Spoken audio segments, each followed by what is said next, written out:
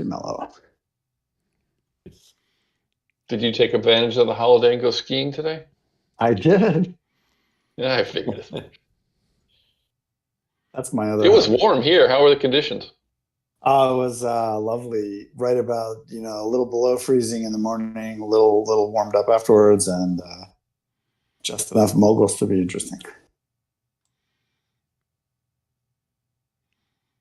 And so you've got some sort of little ski place that's pretty close by? Yeah, it's like 20 minutes away. It's about 1,000 vertical feet, which is a decent size. Right. And so it's like having your own fencing strip down the road. Nice. So it sounds like a pretty short trip up the hill, and then whatever length you decide to do on the way down. Exactly. Yep. Steep then gentle.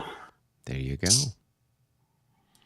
Well, good. Well, I understand that I got some a few more years here. until 60. So, it was all kinds of cavalry crazy. Yeah, I see about 5 million cavalry tired or charge markers all over on that side. So it looks like everybody and their dog went in and charged last turn. So And you will see a similar number of PGDs as well. Yeah. I see a whole boatload of routed cavalry, which is par for the course. So let's see. And then where were your guns that blew up, Robert? Oh yeah, Mitch rolled a 66 over by Kleine Hamburg. Oh, okay. Yeah, he rolled some stuff up there and then unloaded. How exciting! Got lucky. It looks like the Austrians have come across in force over there. So yeah, they're starting to push it. Interesting. Well, it's it's a good thing the French don't have anything there to respond with. So it's not like the guards sitting there. I mean, only that. So, well, good. Well, as I mentioned earlier, Mr. Hawkins sent me a note saying he was not going to be able to join us tonight. So I don't know what sort of excitement is going on his side of the universe, if anything. Have you guys already done all the firing and all that jazz for the end of the turn, or you still have Hawkins and I did ours. Oh, okay. Yeah, he sent me a note saying he wasn't going to make it, so... How far did we get? We got through all the cab movement. I think we got through all the chits. Did we get through fire and assaults and stuff as well, or not quite? I can't remember. I think you guys still need to do your firing. Hawkins and I did our firing. Yeah. I think it's middle left side needs to do their firing, then assaults, and then just end of turn stuff. Rick, what did happen over on your side of the board there? Nothing too exciting. I did disorder one of his units through fire, which is cool. Trying to find out which one it was. He might have already rolled to recover it. No, I didn't. Where was it? Well, if it was by infantry fire, they would be still presumably pinned next to whoever shot them. Yeah. It's right here. So I disordered that guy. Starting to get a crack in the defensive line. There you go. Yeah, maybe. Go in with the assault. Send pretty in useless fire across the board. I know, now I can assault maybe. Yeah. That's always the trick. I think we did our fire combat in the center because we did. I think so. Yeah. Mitch blew up my artillery and we exchanged. Well, I don't remember if that was artillery phase or if that was firing. Oh, I guess it's. No, yeah, the artillery phase was long ago. Yeah. So you guys might be done in the middle for sure. I don't recall us doing well, we may have. I remember. I think we did all the firepower and we did not do the routes and recoveries. I think that's where we stand. That's where. So we need to do disorders first and then routes. Yeah. Should we wait for everyone? Is everyone in the room, or are they still? I think they're still talking. Rick can go get them, and we can, like on the west, for example, we can start rolling and stuff. I think get out of the way. I'll go tell him we're ready.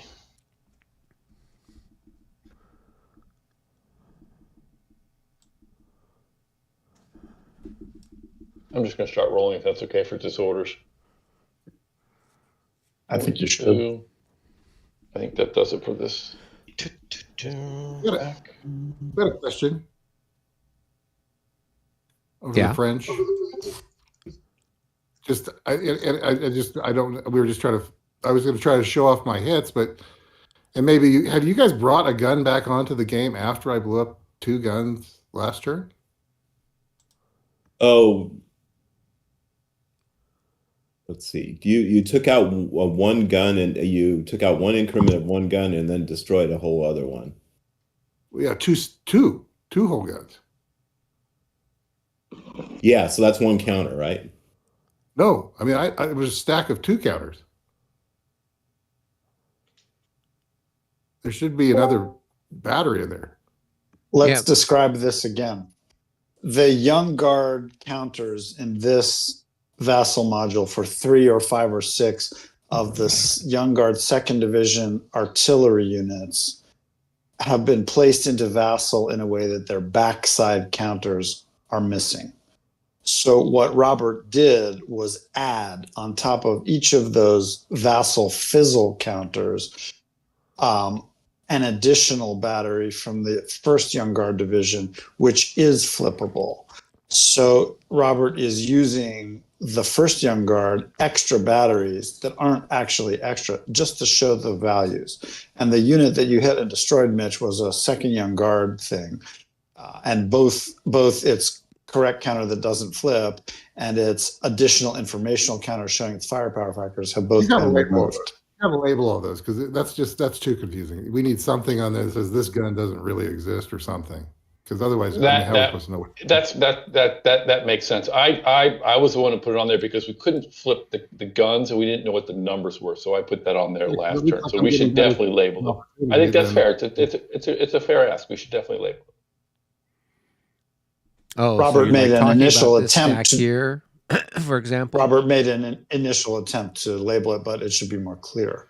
He wrote unlimbered and then put the things on it. But he really, because it was 2 stacks of limbered guns, so I'm like, why aren't there 2? Why didn't I get two kills there? So it didn't make any sense. Oh, there was only, I think, one the Young Guard 2nd. It's in the battery box. That's the one you destroyed. Right. And then there was a second counter there that. Okay. Right. The other one was just the informational counter. I did not know that. Yeah. We should definitely label that. That's a good suggestion, and we'll do that right now.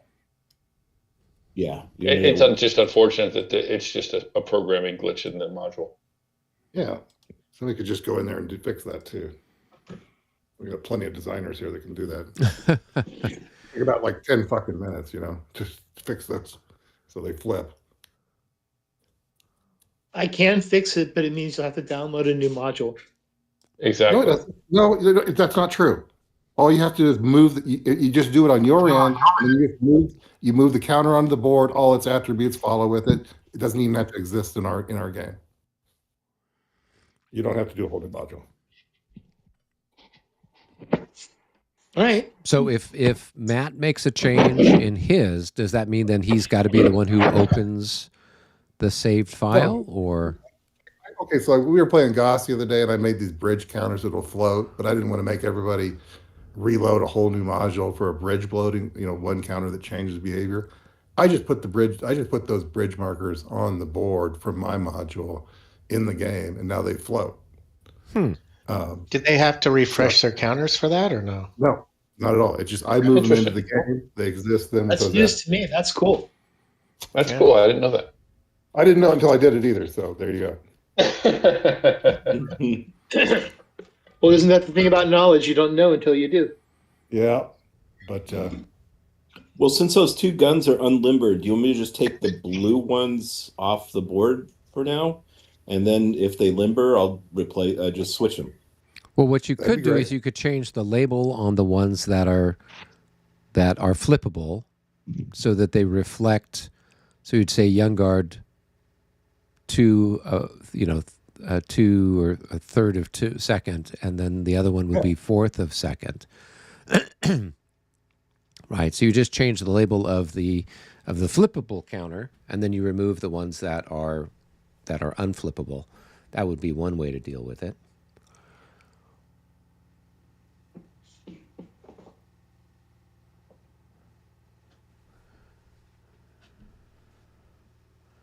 Oh. Okay. Yeah. So we want to eliminate 2 of the counters, right? Or we don't do it yet. So change label, right? And you could say young guard second of, what is it? I got it. Young guard third of second. Right. And then the other one is fourth of second. Fourth.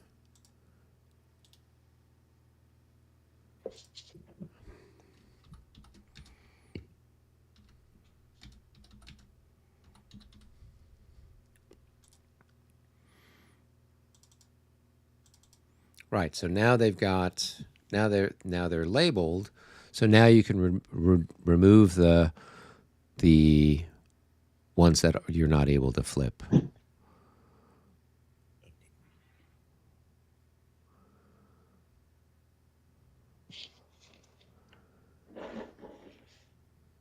See, I'll just put them on the organization chart, I guess.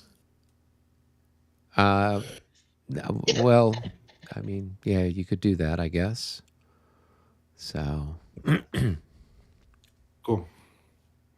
and were those, so there were only like 3 or 4 units that had that problem altogether?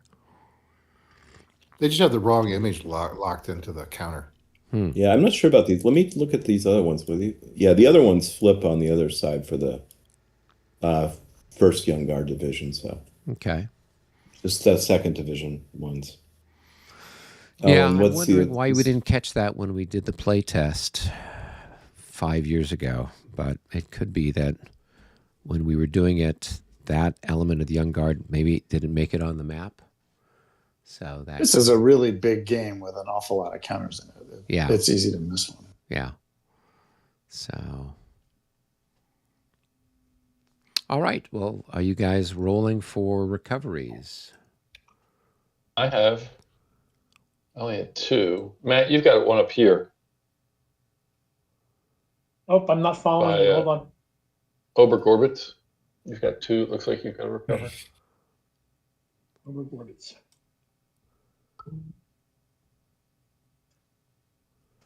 I've got this guy here. Oh, no, he moved. No. That's These mine. guys. Okay. Here and yeah. Okay. Okay.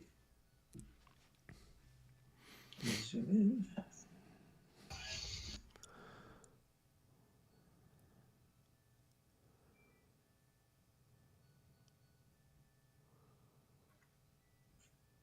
$25.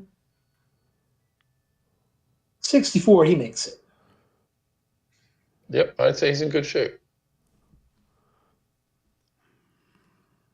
And Okay, because I'm tired. Did I do anything?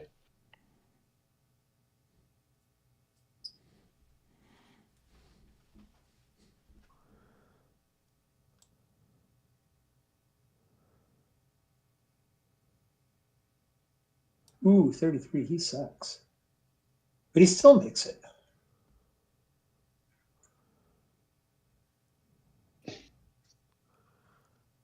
Okay, that's the only 2 that I know of. Anybody else see anybody that needed help? Not that I so. see. I think so.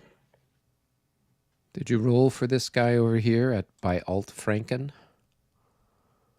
He can't roll. He's too close. Oh, I okay. think. Yeah, you're right. 4, 5, 6. You've got to 7, get 8, 15 9, away. 10, So 11, 12, 13. Yeah, there's an Austrian right here. So he's got to. This guy's got to continue his route. 3 hexes he's I think- got to get. This guy, the guard cavalry can't either, right? He's within. 6, 7, That's 8, 'cause 9, 10, he's 11, new, 12, right? 13. He's 13 to that, so he's got to get over here somewhere.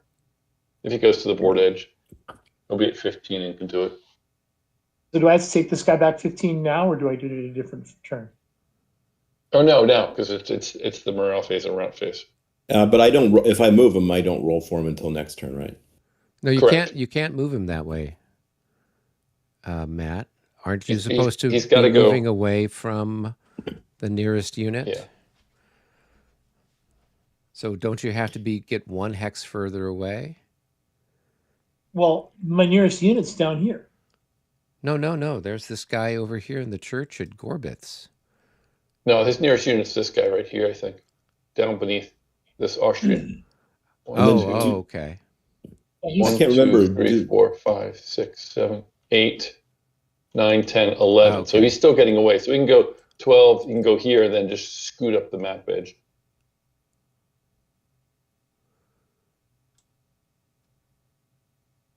Okay, and then I have to move. What, 1.5 times? So it's Yeah, 1.5 times. But 21? as soon as you get to 15, I guess you can start seeking cover.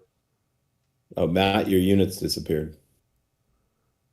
I think it moved they're up there. north. Oh, okay. Robert, your cavalry unit's also exhausted, so it's 1.5x and then thirded. Oh, okay. So it's basically So half. It's gonna be It goes 7. Yeah. 7. So we go 1, 2, 3, 4, 5, 6, 7 to here. And then I roll for it next turn, right? Correct. Okay, so they have to be what, 15 away? Yeah. Yeah. Exactly. Yeah. Okay. Alex, you have a 6-corps horse artillery who got routed by that Cossack raid. Oh yeah, where is that guy? Thank you. He's trapped up against the sunken road, against the drainage ditch. So he has to find a bridge and go across it. Can you click him for me? I don't see it. Oh, there. Yep. Okay, thanks. Did you guys like recover artillery or something? And from the battery box before? No. I don't think we have. We've had that conversation. We had that conversation. It was a counter error and a mix up there. If you want us to go through it again, we'll be happy to. No. I'm just trying to figure out.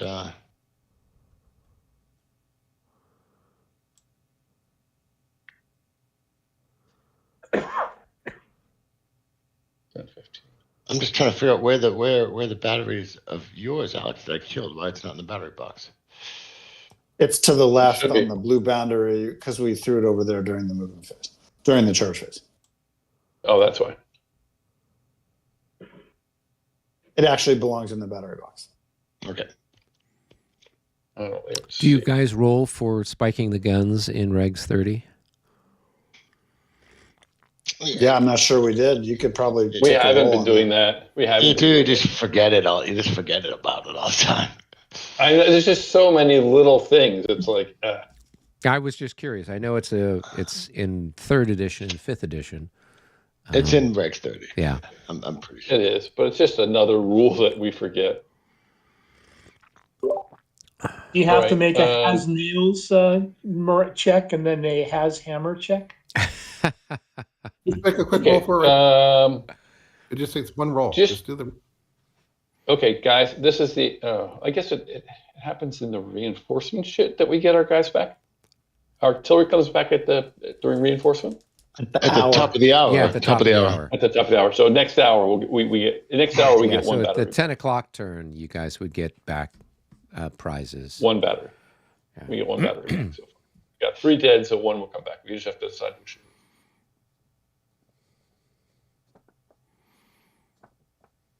Which will be easy since one of them is 12 pounders and the others are not. Yeah, but one's young guard, so. And irreversible. Oh, so we're not bringing that one back. Screw that. I don't need no glitch. I'm not bringing back a glitch. And we should take off tired markers as well for units that can have tired taken off. Who's this? Is this one of Mike's guys? Vivian? Valane? That's I mine. think that's Matt. Matt, you got one here. Valane? Yep.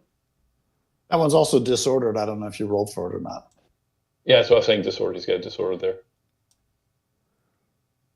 So he rolled He's a back. 42. So he breaks the disorder. That's good. And he's no longer tired. He's no longer tired.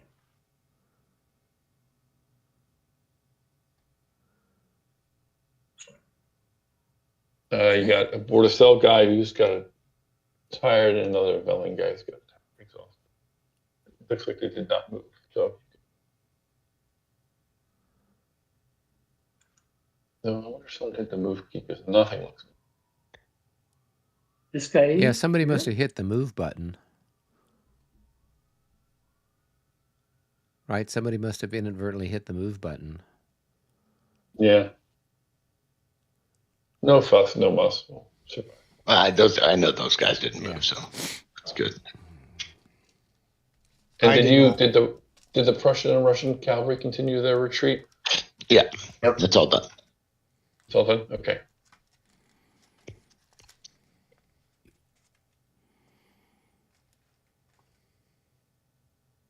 So, but the guys with the charge markers, you don't take the tired off of because they have. No, you just take the tire, just delete the charge marker, and then if they're disordered, wherever you roll to rally them.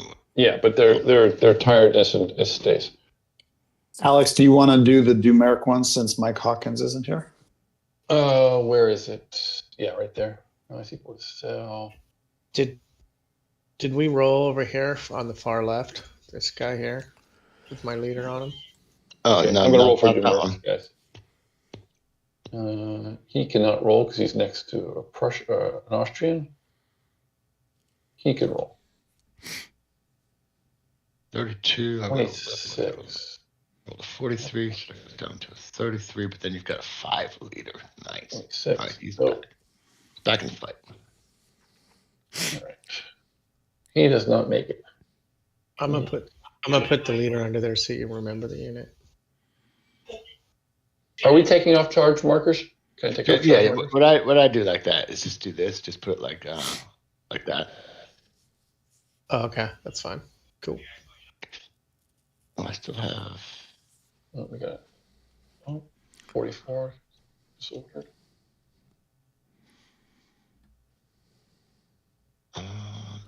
Bordacell is who's Bordacell? I'm bored to sell.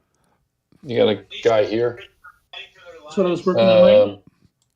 All right. He passed his morale check, so he's good, and he's got the tires still on there.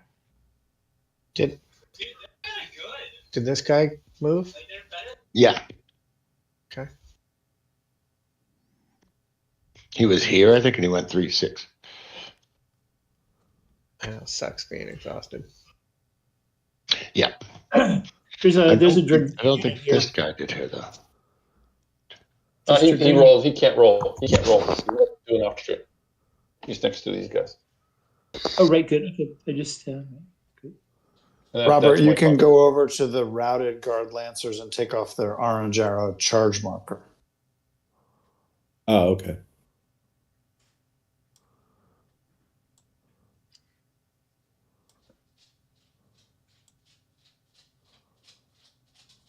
I have a silly question. Mm-hmm. These units over here to the west, slightly across the river, they're different facings. Do they have to be the same facing?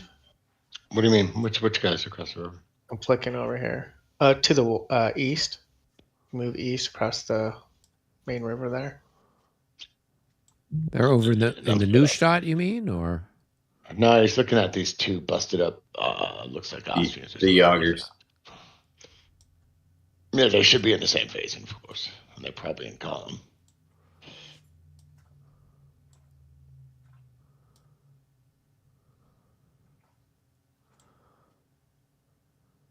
Do we want to head to French headquarters at some point?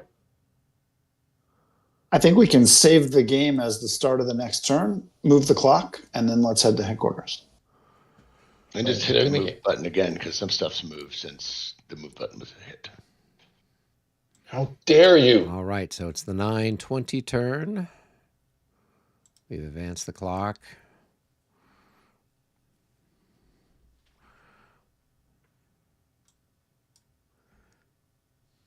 So,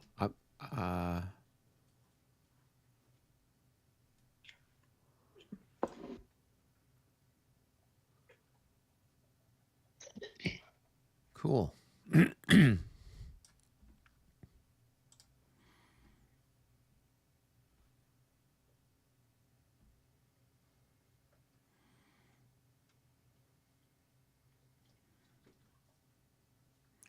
See, who is Darren?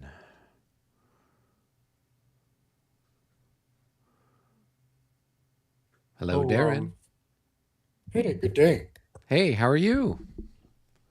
I'm doing damn fine, actually. Thank you for the Eric. Thank you for the invite to the channel there. Oh, you're welcome. Yeah, I'm the gentleman up in the Yukon there that's been kind of lurking on your Let's Live plays and this and that. So here I am. Well, there you go. Well, good. Well, are you in our Dresden game on Vassal as well, or are you just kind of watching things on the live stream? Yeah. So Eric, my situation is, well, I've hit a few milestones here. I've been listening in and watching in some of the guys playing various games Right. and introducing myself. And great, great, generous group, a bunch of guys. And I've ordered up the physical copies of Ligny and Quatre Bras and Mont Saint Jean. Oh, nice. And I just clipped Quatre Blanc, and it's on my table now. And it's the newer copy. So Right. I'm slowly but surely reading through the rules there. Okay. And I guess it's kind of I'm learning about the different versions of rules you guys have on the go there, and I Right. think I'm dealing with kind of an introductory level Mary Louise there Yes. with that, if what I'm seeing.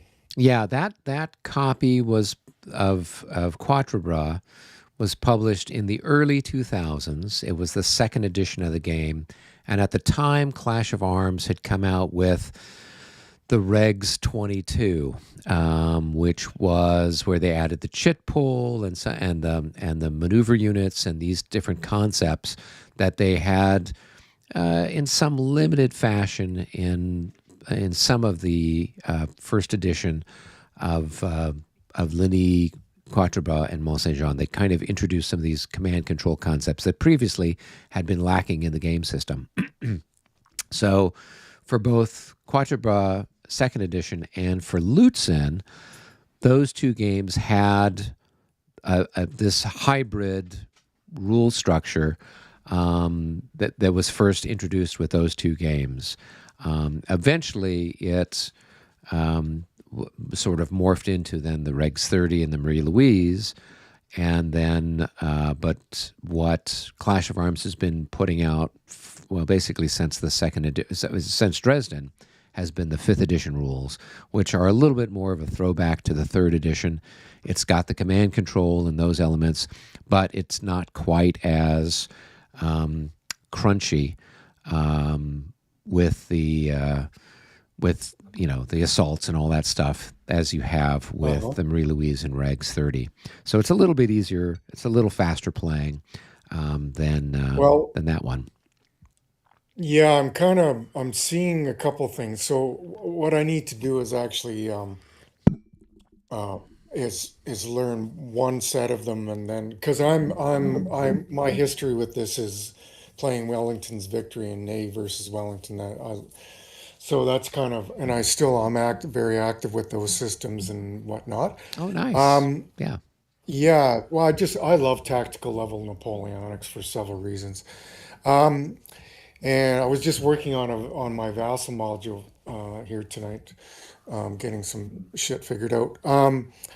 So I'm thinking I'm not too impressed with the rules that are in that box with Quatre Bras.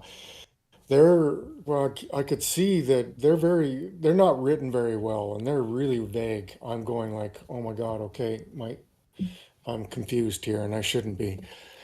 Yeah, there's a reason and why they shifted away from those, um, um, and I concur with you. They are not they are not the ideal set of rules. So, but part of it kind of boils down to what it is that you want to try to do, and who you're going to be playing with. yeah, So, exactly. I usually tell folks that if you're going to be playing, solitaire primarily, then the Marie Louise rules or the regs rules are fine. They have that sort of randomness of the chit pull that adds some friction to what's going on, and kind of brings that element of surprise to the game that you don't have because you don't have a real opponent other than yourself. But if you're going to be playing it with somebody else, then either on Vassal or face to face, then you have to kind of think about how much time you have to play and what's the other person's comfortable with, that kind of a thing.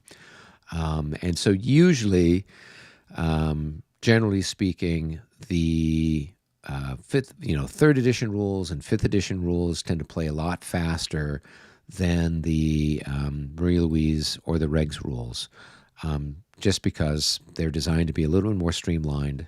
They the fifth edition kind of has everything that you would kind of want with command control, but it tends to play a little bit faster, and it tends to keep everybody engaged, particularly with a team game. I definitely recommend it over what we're playing here at Dresden with Regs 30. Regs 30 is not well suited for team play. Yeah, I'm thinking before I venture off and play somebody, it's probably going to be on Vassal because of my remote location here. I'm probably going to just play against another person with Quatre Bras, so maybe I should just learn the fifth edition on my own here in my cabin here, and just get the flow of the game parked in my head. Because I've got to do that, and then I'm thinking my question I was going to ask, and it's funny we're having this conversation. I'm seeing the guys really like their Regs 30, and I'd like to transition over to that. So would that be a good way to go? Just play fifth edition solo and then learn Regs 30 You kind of can thing, you can or do it any way you like. There's that's a lot of it just has to do with your level of comfort. For me, Regs 30 has just got too many bells and whistles that I don't think they add anything to the game. Plus, it's got some different things that are just like, okay, I guess we're going to ignore any sense of realism. And so I'm not a huge fan of Regs 30. I've played it a few times, but it's not my preferred rule set. But I know some guys really like it because they really like all that crunchy stuff, all that chrome. But for me, yeah. it doesn't really add anything to it from my opinion. So for a lot of times, it's a case where whatever people are comfortable playing, or whatever is whoever your buddies are that you're playing, you try to accommodate them or work with them to find a rule set that you guys like. The downside with Regs 30 is it's not a rule set that was supported by either publisher.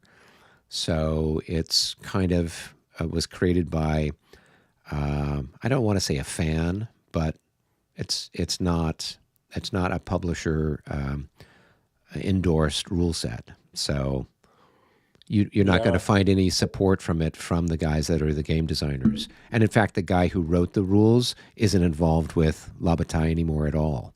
So it's just kind of up to people to sort it out. Yeah, he's the gentleman that transitioned over to write his own game, I guess. Yes, that's Terry Doherty. Yeah. He's got his own Napoleonic game system that he's created, and he published, I think, the first game, which was Rolissa and Vimero, those two battles in Portugal. He published those that particular game, I guess, about a year ago. It arrived. Yeah, I have that. Yeah, I have it. So I was reading the rules there over Christmas. Oh my God, I've got so many Napoleonic games in my brain.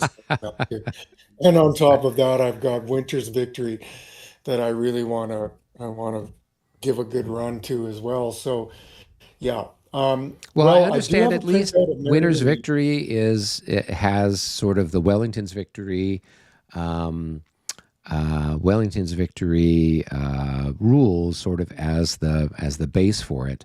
I understand that there had been changes or modifications made. But if you're a Wellington's Victory player, you'll probably see a fair amount that's familiar to you playing Winter's Victory. Oh yeah, definitely. Yeah, I loved your interview there with the gentleman that. Mm-hmm. Yeah, yeah. I think this has been a very fruitful conversation. I don't want to take up your whole evening. I think what I'm going to do Oh, it's is not a I'm going to problem. The other abandon. guys are in the headquarters all chatting and trying to figure out what they're going to do. So it gives Oh, me a is that right? chance Oh, to, okay. to answer questions for you. Otherwise, I'd just be listening in on them. Oh, yeah. Well, I think because I was really frustrated today with that rule set that was given to me in Quatre Bras. I was reading it. I was going, "Oh my Christ, man! There's some vague stuff in here that should have been outlined a little bit clearer." But I think maybe I have the Mary Louise printed off. Mm-hmm. I'm going to maybe I'll chew through that, and then just keep an eyeball on the fifth edition. And just so I can go, oh, okay, because I do want to create that friction that you talk about and get used to the chip pull. Right. Seems like a lot of the modern games, I'm 62 here and I'm getting used to all these crazy games that have all these chip pull systems, right? So it seems to be the Well, and thing. chit pull was 20 some odd years ago when it was a Yeah. first sort of a new game mechanic.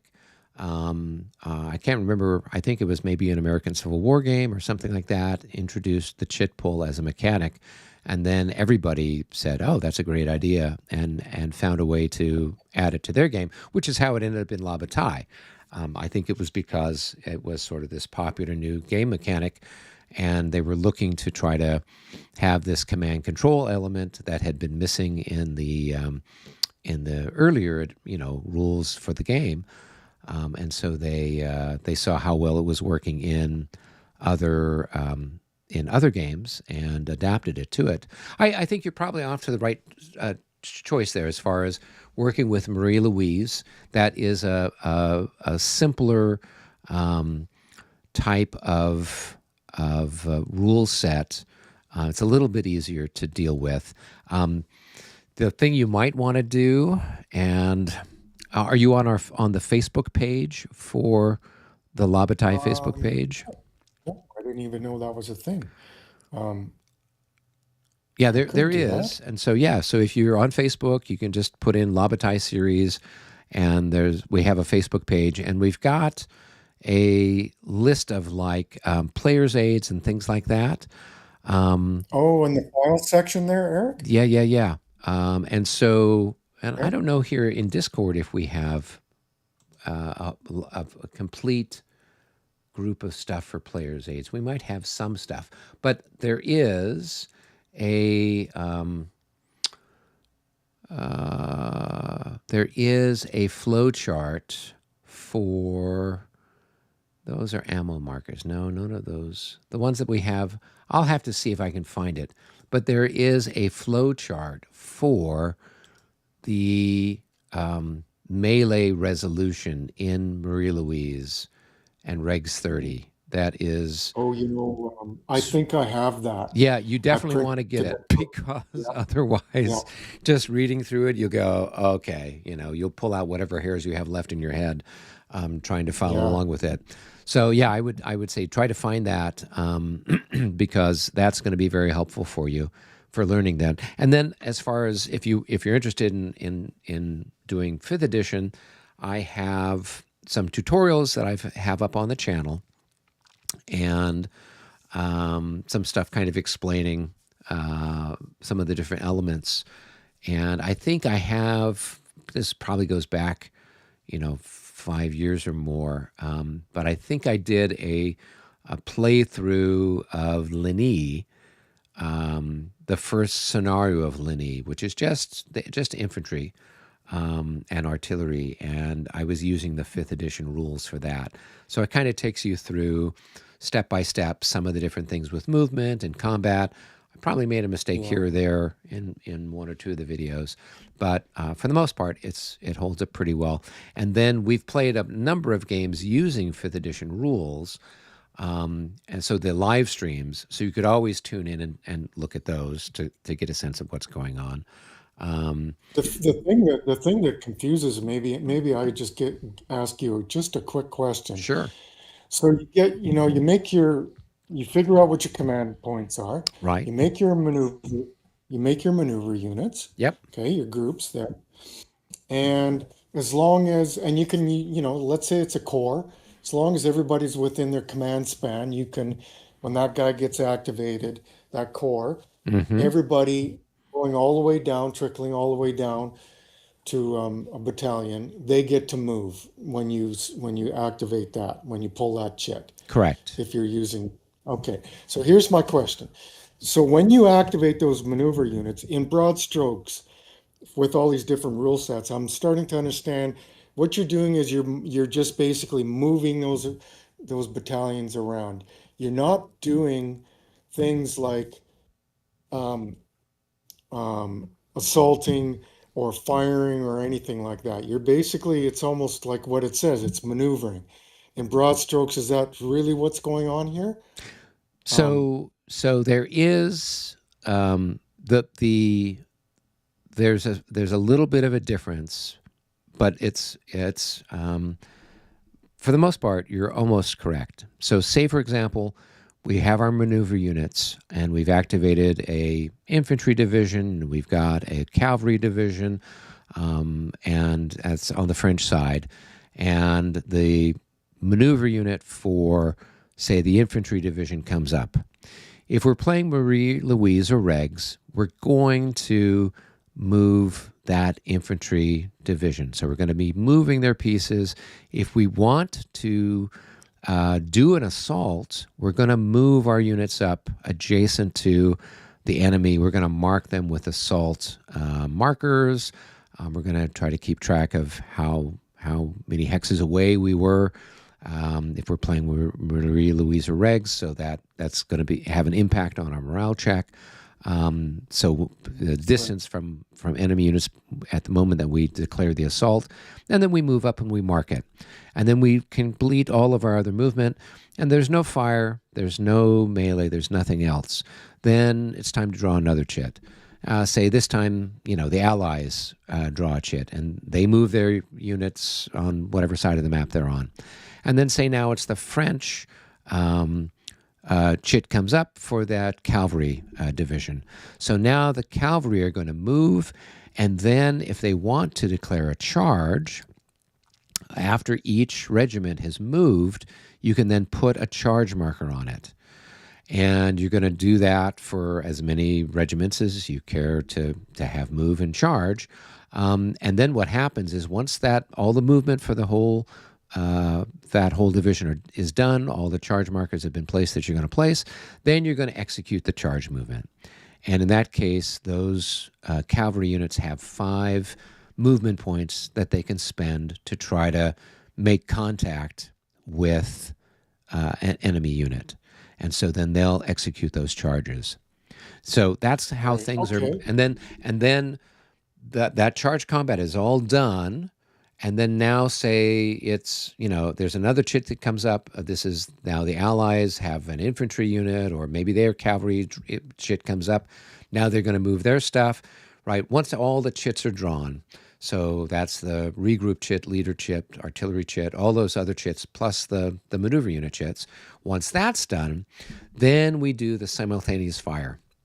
So now any artillery unit that's got a shot is going to take a shot. Any infantry units that are adjacent or any skirmishers within range, they're going to be taking their fire combat. It's all simultaneous down the line. And then you're going to deal with any assaults that are still happening.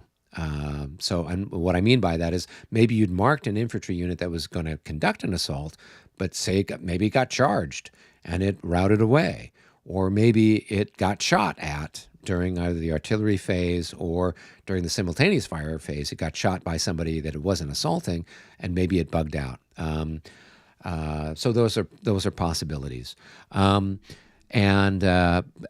say you still have some assaults, or your opponent has assaults, you're going to alternate back and forth dealing with those assaults, and then once they're done, then you're going to go to the recovery phase, roll for stuff that's disordered, routed, etc., and you're set. Now, if you're playing 5th edition, it's very similar, except the first time you draw, for example, you go to the cup, you've got all your maneuver units for the French, all for the Allies, and then all your sort of other phases, chits are in there. And so you draw the first chit out of the bucket is a French chit. So now what happens is it's the French player's turn. That means all of their maneuver units are going to move simultaneously. So what would happen is that cavalry division that you had given a maneuver unit to, it's going to make any charges that it wants to at that point in time. So any of the units that are part of that division that you want to charge, you're going to mark them with a charge marker, and then they're going to execute their charge movement. And so instead of, like with Regs 30 or Marie-Louise, they're moving and then they're charging. In this case, they're launching the charge, they're moving along, and they get usually they get an extra 5 movement points to help them, do their maneuvering. And then they hit the enemy. Whatever happens is resolved at that point in time. And then once that charge phase is over, both the charge itself, any defensive fire, and the melee, and then the results of it. Once that's all resolved, now the French player is going to move the rest of their maneuver units. So there might have been cavalry regiments that weren't involved with the charge that were marked under that maneuver unit. Now they'll move forward, or they'll move wherever they're going to go. And then that infantry division that you'd activated, now it's going to move. It's going to move up. You're going to mark anybody with assaults. And then once you're done moving everything, now you have defensive fire and offensive fire. So now the enemy is going to fire at you, anything that's adjacent. You're going to fire back with anything you have adjacent plus your artillery. That's all considered simultaneous. And then anything that you had marked with an assault is going to be dealt with at that point in time. And then once that's done, then you're going to have, there's 2 ways you can do it. You got to then do the recovery at that point in time, or you can just do the recovery at the end of the turn once the other guy's done with his maneuver unit, which is typically how we do it. So then now say the next chit that comes up is the leader chit. Okay, you move leaders around. All right, say the next chit that's drawn is the Allies. Now the Allies are going to do the same thing. Any cavalry that they had marked as a maneuver unit can conduct charges, and then any infantry they have, whether it's corps or divisions or multiple divisions, are now going to go and execute their thing. There's then going to be the sort of defensive fire, offensive fire up and down the line, and then you're going to resolve any assaults that happened. And then once that's done, you'll finish out any other chits that were in the bucket, and then you're at the end of the turn phase, and that's typically where we're doing things like cavalry that had been, exhausted or tired gets updated. Stuff that was disordered or routed, you're going to roll for. and then now you're ready for another turn. So a lot of the stuff is similar. There's some similarities between the two, but with fifth edition, the big difference is when you draw that first French chit or that first Allied chit, then that whole side goes, as opposed to as opposed to you're waiting for, I drew chit number 2 for the French, and I'm waiting later for chit number 1 to come up, kind of a thing. Well, this is I'm starting to see all this, and I've got enough in my head now so I can, as I read and play, I can watch out for this. I'm starting to see what was going on. I think I just had to get away from that rule set that I was reading, because it was starting to get frustrating there. So I know what I need to do there. I won't take up any more of your time there, Eric. Thank you. Well, you're quite welcome. And if you have questions, I would say go ahead and you're in the Discord, so go ahead and post questions there. I'm usually checking on some stuff every other day or so. Sometimes I see stuff more frequently than that, and I'm able to answer it. And if not, there's other guys out there that can. Then on the Facebook page, if you hop in and join the Facebook page, then you can post questions over there. There's usually a lot of people that check that. I usually see the Facebook stuff every day. The feed pops up on my phone. So usually I'm able to answer stuff more quickly over there. Feel free to answer questions. The rules, whichever one you pick, none of them are terribly simple. They all have some level of complexity to them, for better or for worse. And so then it's just Rick, a matter can you jump down to HQ for a second? Oh, yeah, sure. No, Rick. I'm not sure who he was talking to.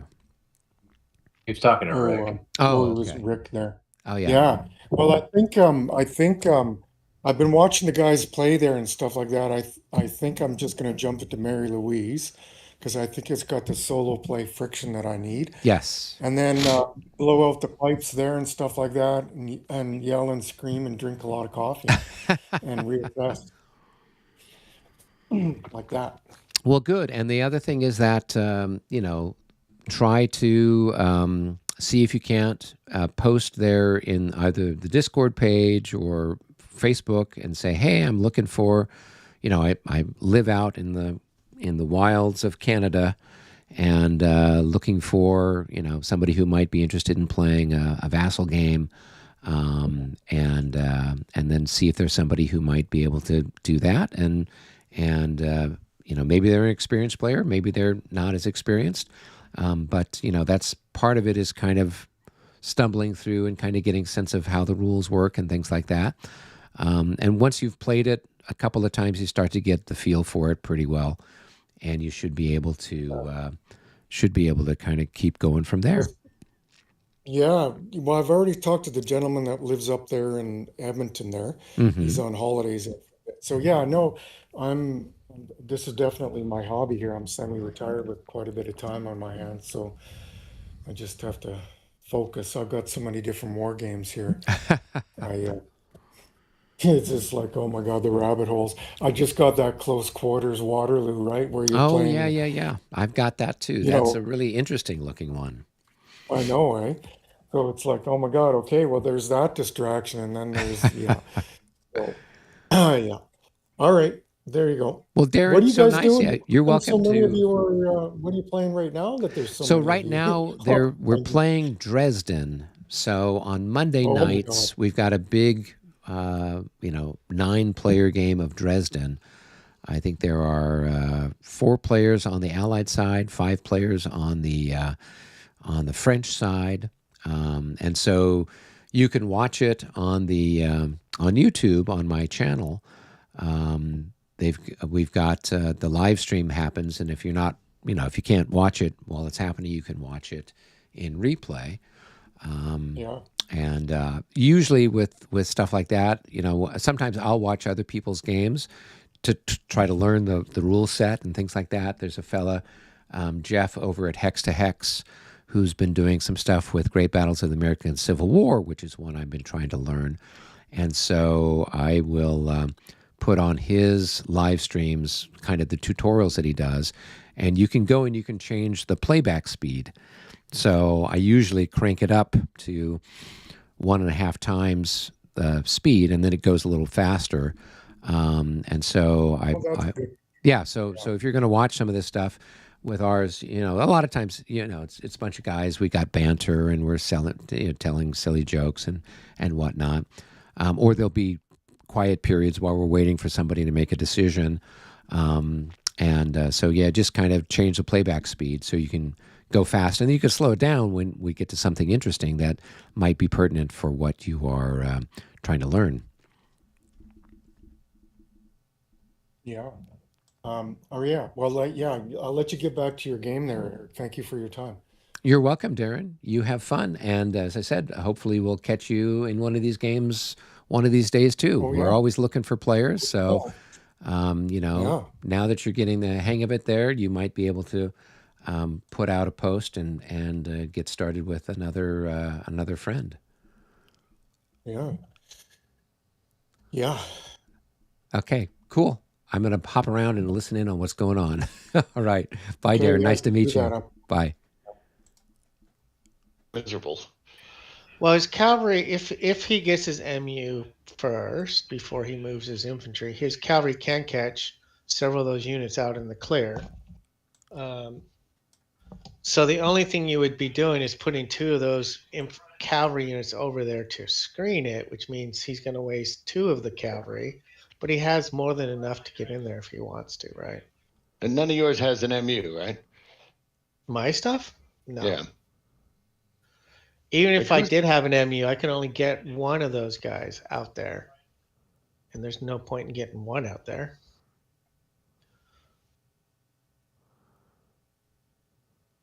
All right. I mean, you know what? I will leave the infantry to its fate up there, I guess then. Oh, it's up to you. I mean, dude, you're in charge. Your gut is saying and asking it correctly. Should I move these guys up here that are way forward? And so all you need to be asking yourself is, by moving them, what am I doing? Right. By keeping them there, what am I doing?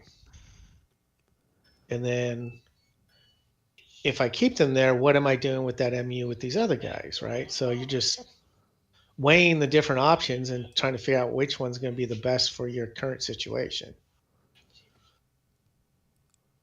Yeah, I mean, I think this cavalry, these 2 cavalry, and this one's out of command, so we can't do shit. This one is in a pretty good spot right now. And if, unless he's got a 15 movement cavalry, which he probably does with the guards somewhere, I'm sure. So he can get away, though, is my point. This guy here is hidden between a steep ridge and the woods, so he's not going to face too much trouble. My point is, all of these guys here are all tired and exhausted, and if ever these guys are going to move, now's the move. Yeah, now's the time. Yeah, now's the time to get them out of there and just put them here and here, basically, if that's where they can get to. And putting them there, all you're doing. So here's a question: can you move them slightly?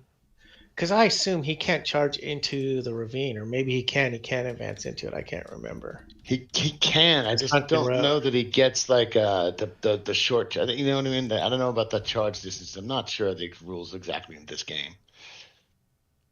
Because it's not a severe sunken road, so it's not as bad. Well, I mean, I think the rule was they can't charge over the sunken road. And I think there was a restriction on them charging across the ditches as well. But can they charge into a sunken Can they charge these guys here? This group here, 3L. Yeah, I don't know. I'd have to take a look and see. Yeah, I know it's severe. Yeah. But I mean, those guys are orphaned anyway. I mean, Well, I was thinking about what I was discussing is taking this MU down here that has the 2 light cavalry units and giving it to these guys to pull these guys who are not in ZOI right now, pull them out of here back across the ditch and pull this guy back across the ditch. oh, okay. Because I'm not trying. I mean, if my cavalry MU came up right now, I probably would move it over to this area here. That's pretty much all it can do. Yeah, and the question is, what is that going to achieve? Because Nothing. now, if they get attacked, they're going to be driven onto all of your infantry that's all stacked up there, and you're just going to be making rolls for, disorder with all that stuff as you guys basically get forced back across your own troops. I don't know that he has I don't know that he has a movement point 15 cavalry. No. But it's. I mean, you still have to have somewhere. You still have to have a path of retreat, right? Right, but yes, with the retreat move, yes. Yeah, yeah. Again, would depend on how chits fall and. Yeah. So it's really a case of, is that the best place for them, or is it make more sense to put them somewhere else? I don't know. Right now, they've got boatloads of cavalry, and they're just going to have more cavalry than you do. And that's the problem, is they're just going to grind you up. So you put those guys over there, and they go and they charge you, and then you have to pull away, and then now you've exposed your infantry, and your infantry can't form square. So it's in battalion mass. Square? What's that? Okay, well, isn't battalion mass the same thing as square? It's not as good. So you don't have you don't have the fire multiplier that you normally would. I think the guys are maybe halved instead of being thirded like they would against a square. So it's and then you don't have the being morale bonus of +6 for being in square. Now, by the same token, you don't have the fire defense strength like a square. You're able to fire or defend yourself as a little bit better. You got a fire defense of 9, but it's a bit of a trade-off there for the Austrians. So they're you're probably well off in the woods, but it's going to be tough for those guys with all that cavalry. And I don't know what else he's going to do with all that cavalry, because he's that little choke point. There's not a lot that he could do, so he's probably going to have to move it around to the other side of the woods, where you've got all your cuirassiers, and try to beat those guys up. I'm not sure. So Rick, is that still the idea? Is that you're going to use that as a choke point and a funnel to run your cuirassiers whenever he tries to come barreling through there? Well, I mean, if you look where the leaders are, that's kind of where I'm trying to set up. Eric, one more question. When these guys here who are in the sunken road, they paid to get in the road. Do they pay to leave it as well? No. You paid to go. So it's just one to leave. Yep. Okay. You know what? My gut tells me that this is the right move to play, and then he can roll with a 1 or a 2 anyway. So so he can take his chances and roll for an MU. So then what I'll do is I'll bring the Prussian guard, and he gets it. So there you go. Good. Problem solved. So that's number 10. So Rick, what I'll end up doing is I'll bring the Prussian guard over behind this copse of trees. So I wouldn't recommend you get anywhere near the map edge. In this silly rule set where you have to get further away from the other guy, you're going to get pushed off of the map. So you guys got to keep that in mind. With all the stuff that you got building up down there, it's really close to the map edge, and you end up going back, X number of hexes, and next thing you know, you've gone off the edge of the map because of the way You're talking about my stuff? I'm talking about anything that's over here by Pot Chapel. Anything that's west of Pot Chapel, you're really close to the edge of the map. This is shaping up to be almost more east-west, if that makes sense. Because you can just keep retreating east, right? Well, potentially, but if he gets somebody kind of wedged in, he pushes some stuff in, and then now suddenly, you've got to keep moving, a 1 hex further away kind of business.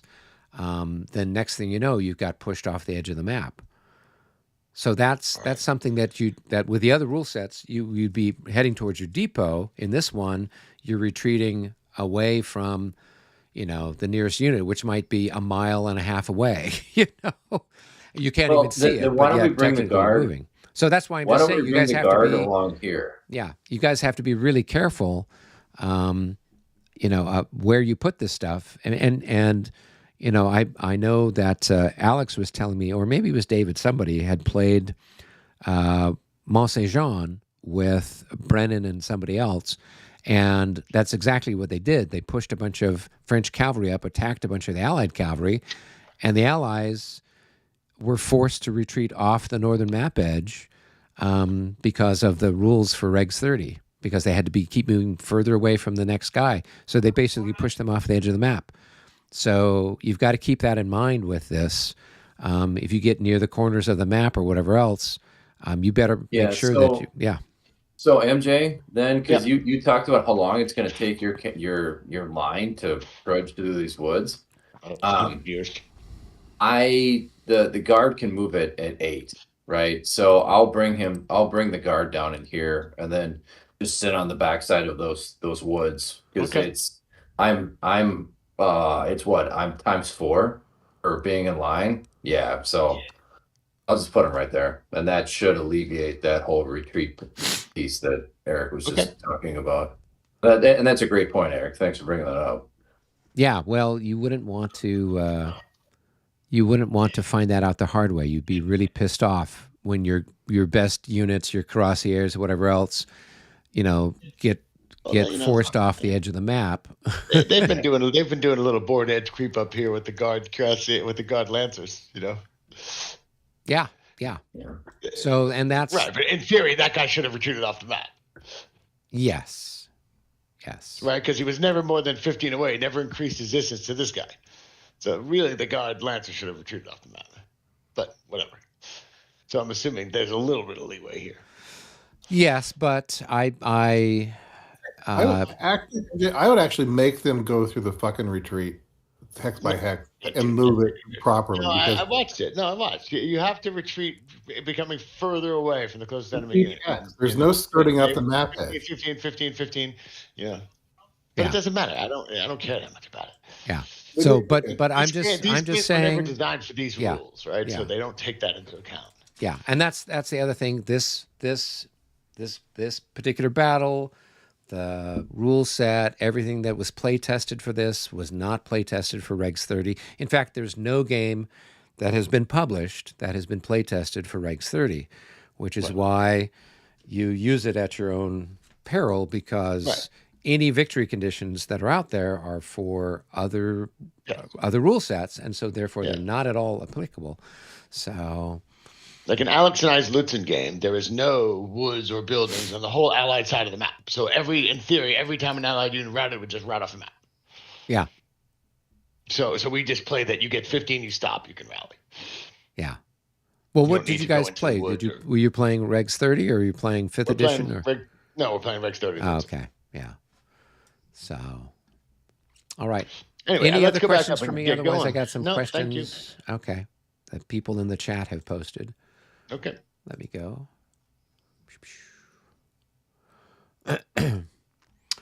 All right, we've got some posts here. We've got Stigler saying this is one sprawling battlefield. Yes. So let's take a look here and see just how sprawling it is. So here it is, Mr. Stigler. It's really, really big. It's altogether 4 panels that make up the map. So we have 2 southern panels and then 2 northern panels, east and west. So altogether, it's about 6 foot by 4 foot on the table. So it's a pretty good size footprint. And then you've got just an incredible number of units to keep track of, and then you've got a lot of units that are very unique. So you've got the Austrians have their particular abilities and their foibles. You've got the Prussians who've got some line units that are good. They've got some guard units that are really good. And then they've got their Landwehr, which is basically like militia.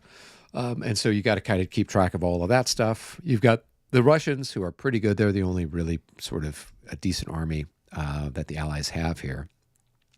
That's got some pretty good line units as well as the guard. But they're not a big contingent. The Austrians and the Prussians are probably the larger contingent that's here.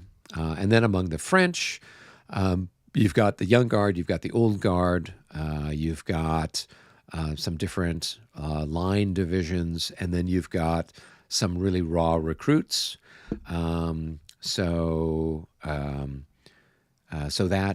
you've got some different allied units.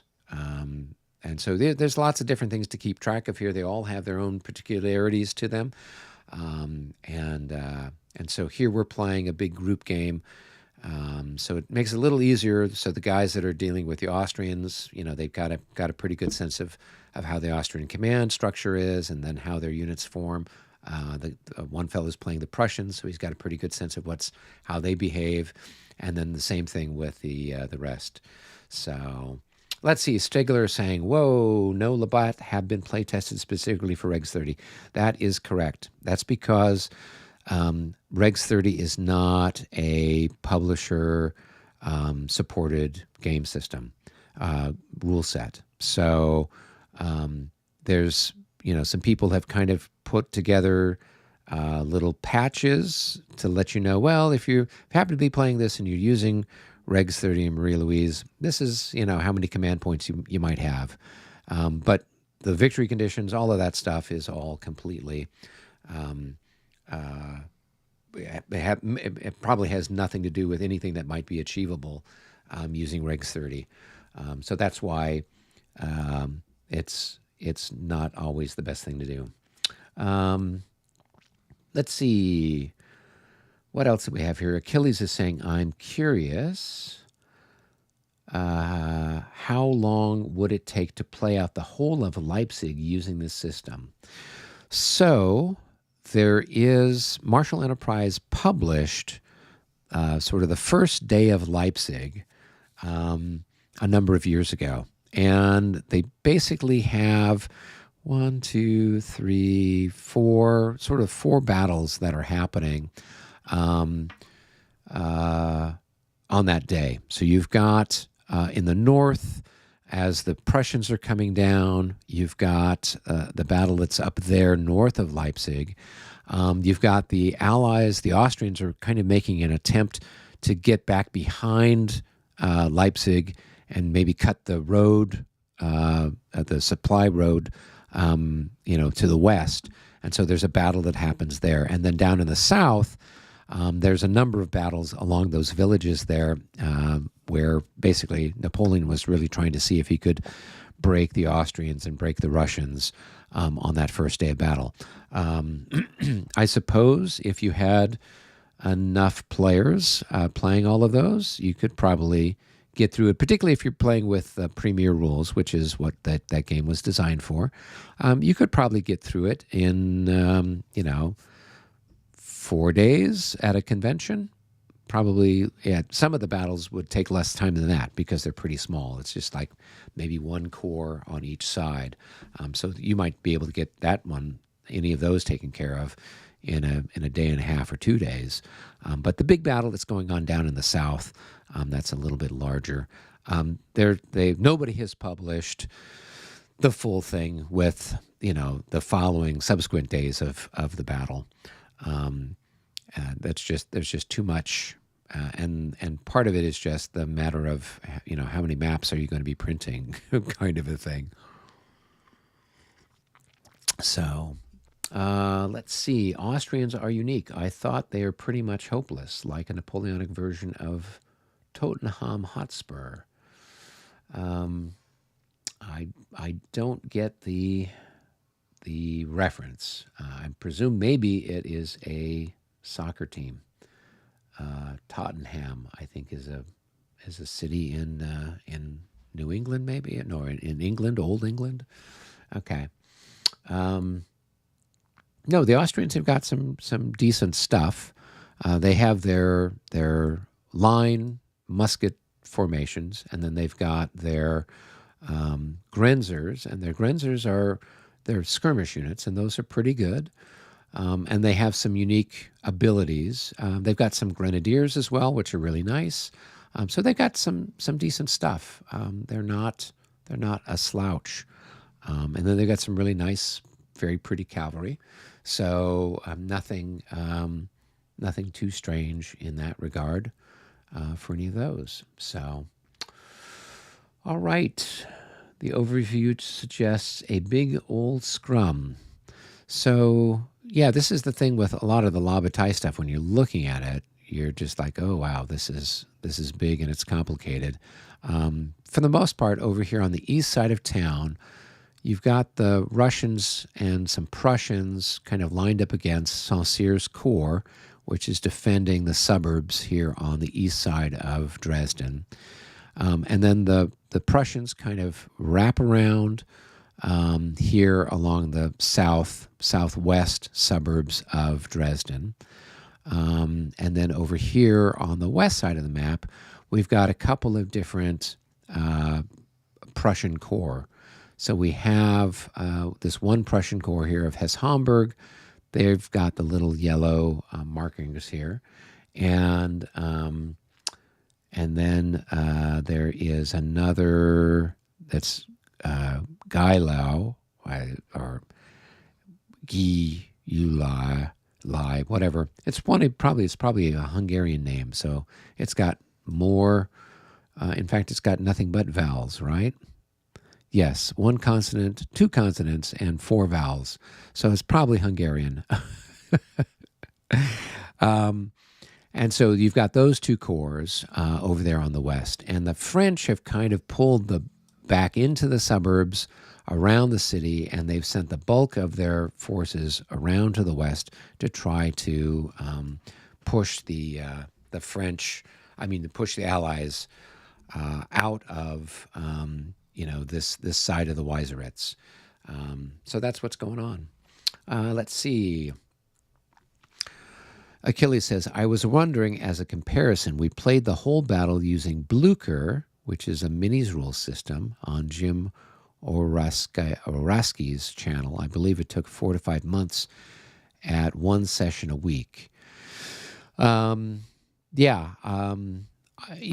you've seen some of the different ones that we've done, a lot of times we'll get a sense of, the battle is it's going in the Allies' favor or it's going in the French favor. And so a lot of times we don't even get, to the point where, maybe halfway through we've got a pretty good sense of one side's won or the other. Or it's like, this is going to be a draw. So we don't always push it all the way. But yeah, a lot of the stuff that we do, we're playing one session a week. Usually the La Bataille sessions are 2.5 to 3 hours. And we're taking, it'll take a year to get to some sort of conclusion. So we did our game of, what was it? Moskwa, which is the one we did before this. We probably spent almost a year on that. We've played some others that have a little faster playing rule set, like Premier, and so we've been able to get through those, like Austerlitz. I think we spent less time on that. So yeah, depending on the rule set, you can You can go through it faster or slower. But with this particular set of rules, it's very slow. It usually is taking 3 sessions to get through a single turn. So that is the equivalent of 9 hours to do a single turn, a single 20-minute turn. And so that is one of the downsides of Regs 30, is that it is not very conducive at all for multiplayer play. It is not well designed for it. In fact, I would, given how this is going, I would never suggest anybody play this, because if you're on the other side of the map and there's no chits, or your chits have come up, you're basically tuning in for 5-6 hours waiting for the fire phase to happen, kind of a thing. And nobody wants to spend all their time just kind of twiddling their thumbs. So it's not well suited for large gameplay. Let's see, what else do we have? So Leipzig is like Nigel Turfel's foam green strat. It cannot be played, so the tag is still on it. No, the Leipzig game that the Marshall Enterprise guys put together, you can play, but you're basically playing it as an individual scenario for each of those different separate battles that are spread out all over, all over the map around that. Let's see, the Battle for Dresden Suburbia. Yeah, and this is one of the few battles that we have that has fortresses and has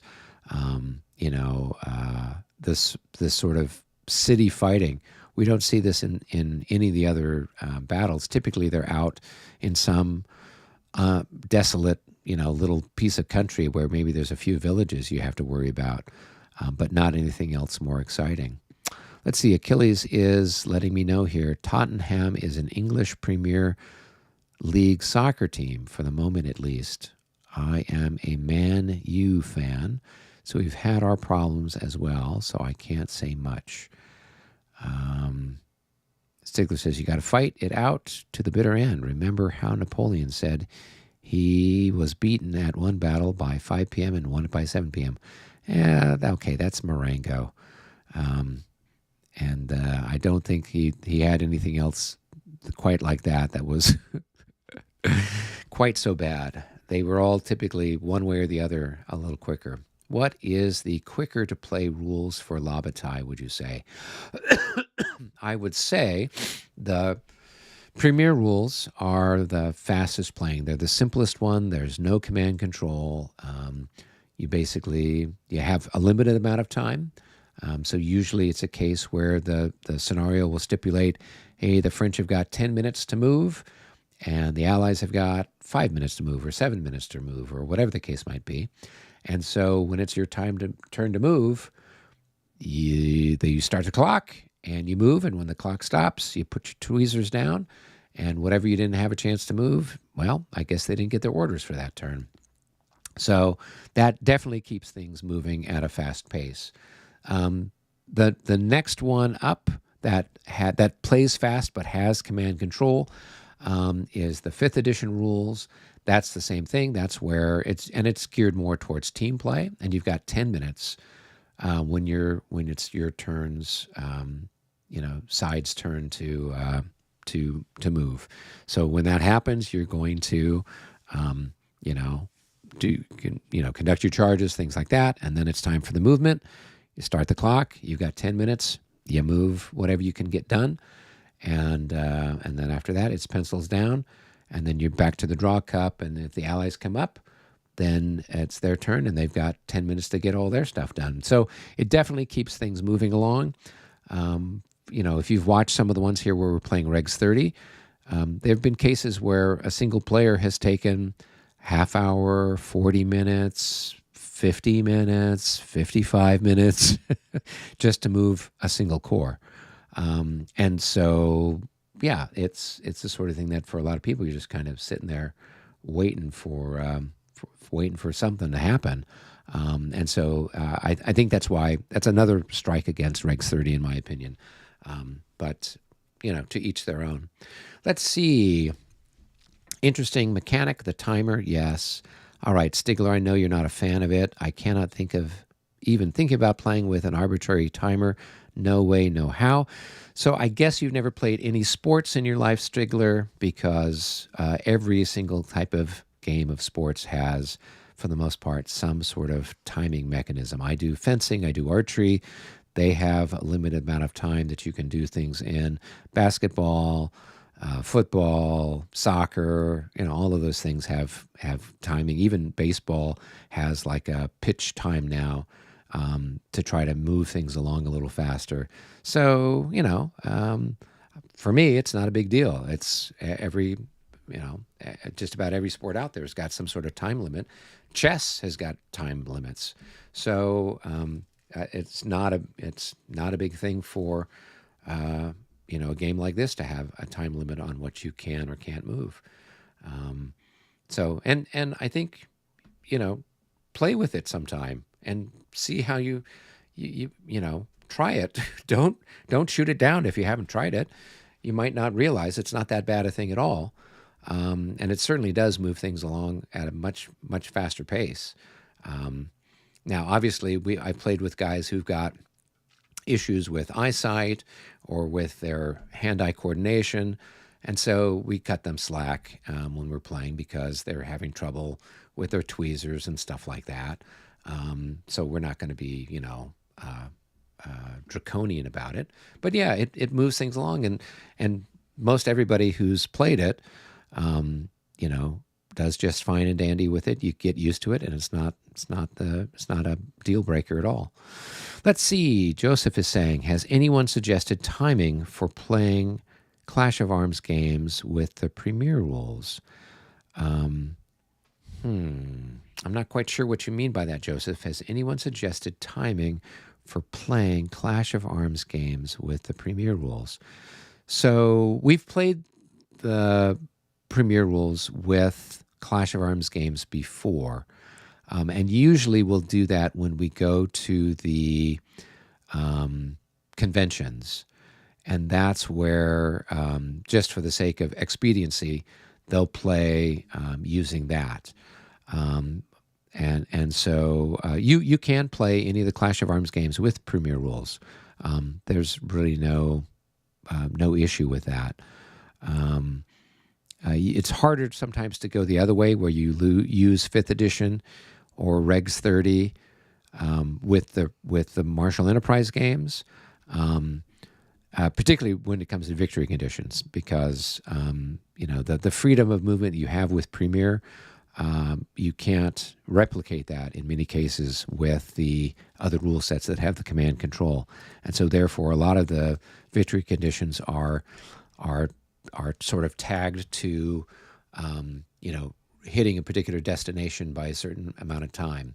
And so sometimes you just can't achieve that given the limitations of the command control rules.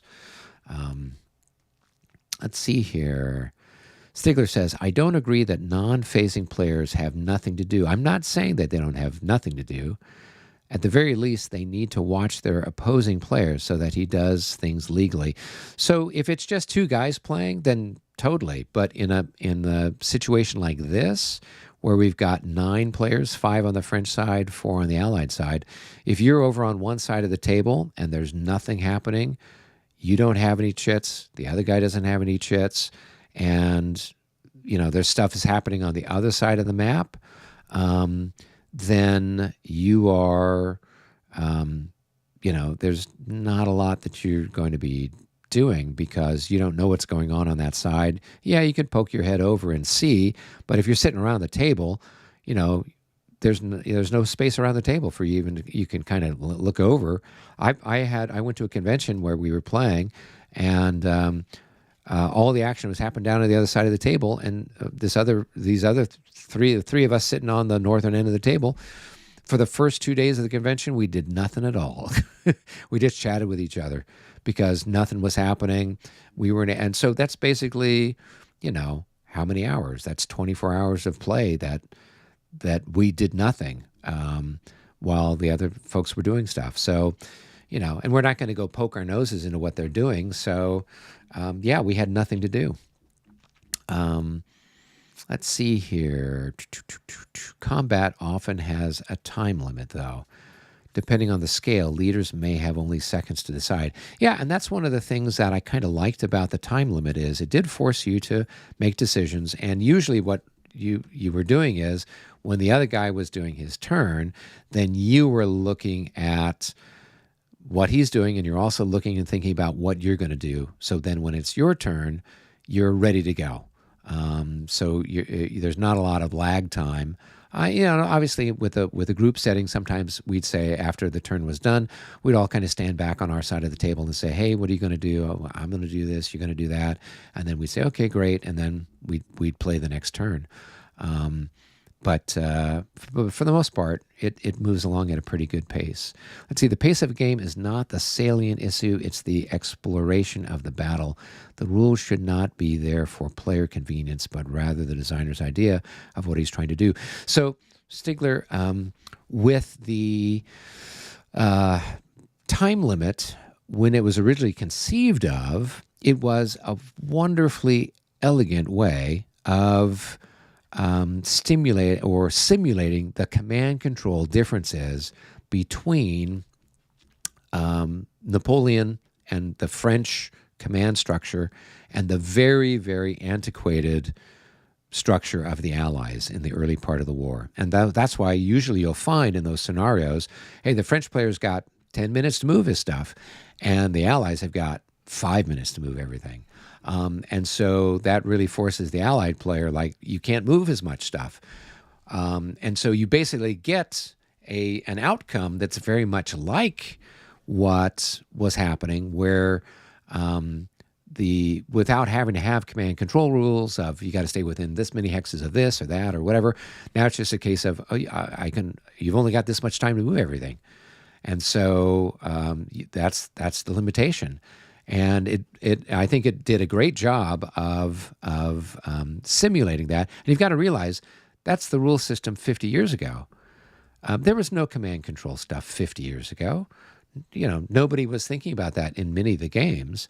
And so this idea of having this sort of concept of the time movement as a way of simulating the command control, and by dialing it up or dialing it back based on the historical efficiencies of the armies, I think it's a great way of simulating the combat, those sorts of things. So it's not just player convenience. Obviously, that's a big element of it. Why, if you want to sit around and spend endless hours watching, this one fella move, okay, that's your business. But most people don't want to do that. They want to try to get as much done as they can. But this was a great way of simulating that sort of command control based on that. And obviously, as the Allies got better, then they would have more time to move stuff. So come 1813, now the French might have less time.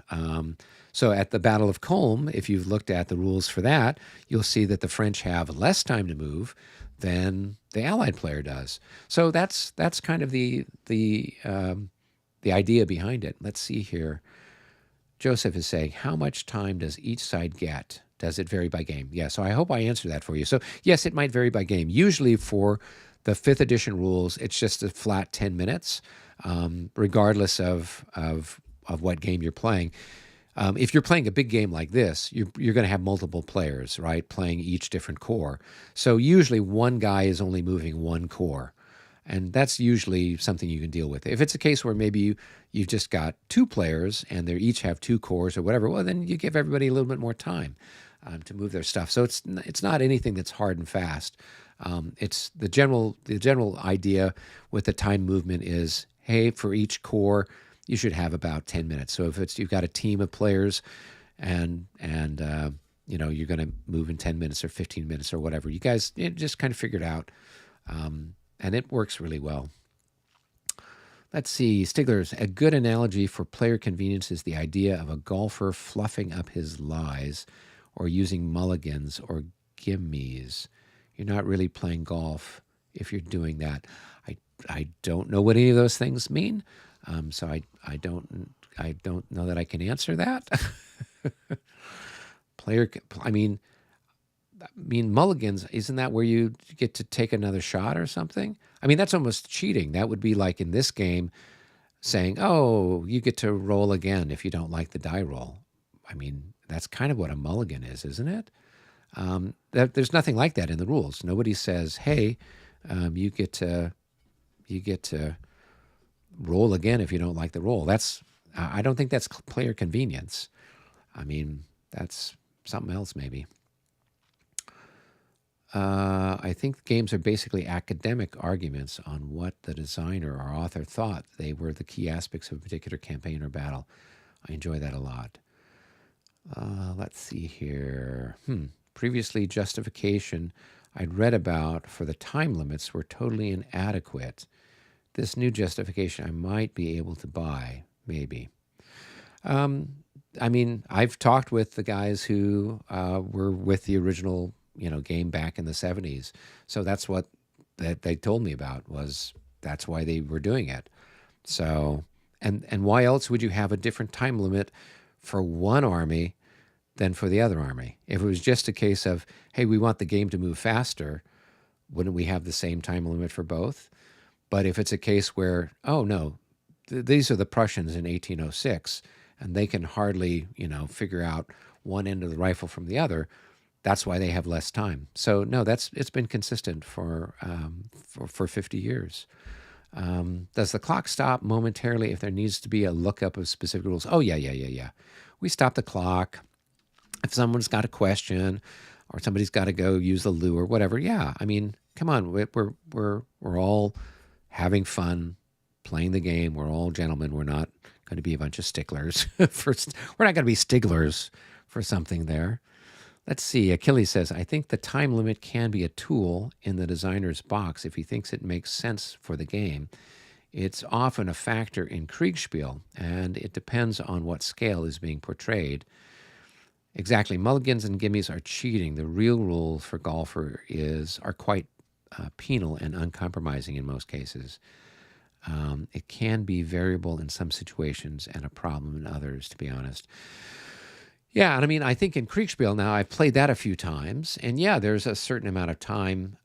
Obviously, when you're playing the sort of real-time games, you've got a finite amount of time to try to think about your orders, and the umpire's there, and he gives you a report, and you can see the little screenshot, and he's like, okay, what are your orders?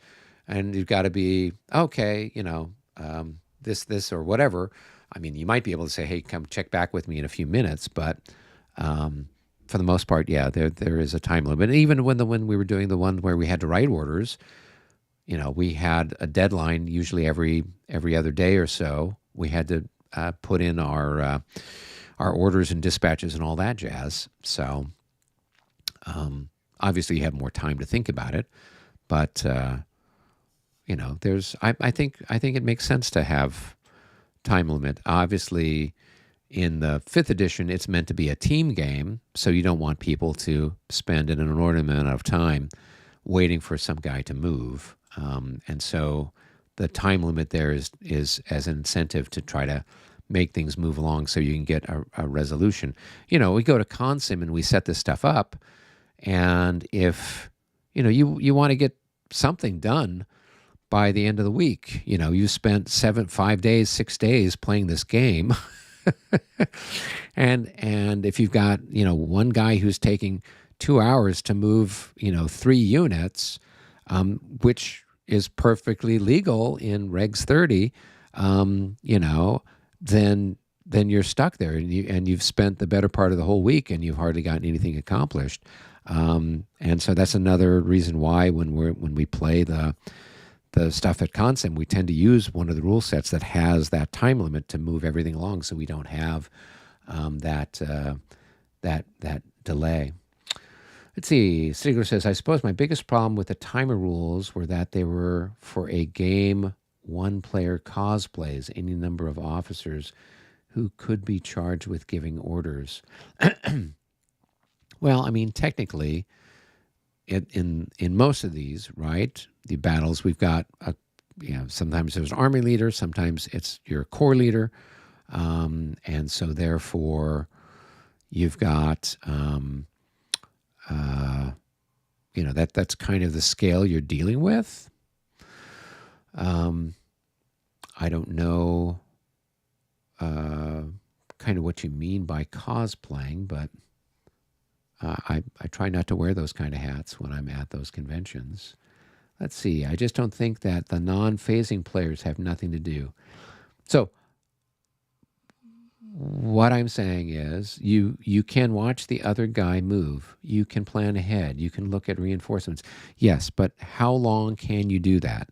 I just gave you an example with this game here that we're playing at, we've got 9 players. We're playing with Regs 30.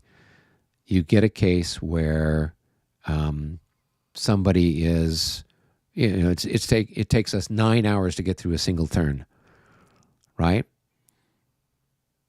And you've moved your stuff, and you've got to wait 6 hours for the next thing for you to do. I mean, how many times can you look at the pieces? And if there's nothing happening anywhere on your side of the map, obviously in Dresden here with Vassal, you can scroll over, you can watch what's going on where the rest of the action is, sure. But if you're at a convention or something like that, you can't do that because the table is too crowded around the table. You might be able to poke your head over somebody's shoulder, but you're not going to be able to follow it. So yeah, I'm saying, there is a time and place for everything. I'm not saying that this particular rule set or that rule set should be applied and used at every single situation, but yeah, there are plenty of times that there's nothing that people can do. It's just the way it is. Let's see here. It's not a case that they're not in the game, but it's not your turn to do a move, then I suppose you're not really in the game. Yeah, it's not. Well, I mean, as I said, it's not all about the situation. I mean, we do have other things that we do in our life and think about, right? So I'm not going to say somebody is not in the game just because I got to wait 6 hours on their side of the map. I would perfectly understand them, taking a nap or doing something else. And that's why for a group game, Regs 30 is not a good choice. That's really the head, the takeaway from this. If you want a game, a rule set with a big game like this, that you have multiple players, teams of players, 5th edition or 3rd edition or Premier are your best choices. Simple as that. You're not going to have a lot of delays necessarily. You should have things moving along pretty well. Yeah, and so that's pretty much it. It's the multiple player aspect of it. If it's just you and another guy, yeah, you're going to be watching what he does, even if he takes 3 hours to move 4 units. You might get frustrated with him, but that's it. But I think it's a case where the let's see here that's what it is. I think the rules need to be to censure players that need 2 hours to move a corps rather than to hamstring every player with a 10-minute. And so I guess maybe you missed when I said if we have somebody who's got an issue where they're not able to move the pieces with the dexterity they might have had in their youth, we give them more time. It's as simple as that. So it's not a case where we're penalizing somebody. We're just trying to move everything along. So yeah, so we make exceptions, and it's all part of. But the general idea is to have people move and not have these big glaring delays that slow down everything and have potential of frustrating people. Let's see here. Joseph says, sorry for revisiting. In Premier, opposing sides have different time limits. In 5th edition, opposing sides have the same time limit. How to resolve if you want to play a 5th edition game with Premier rules. So,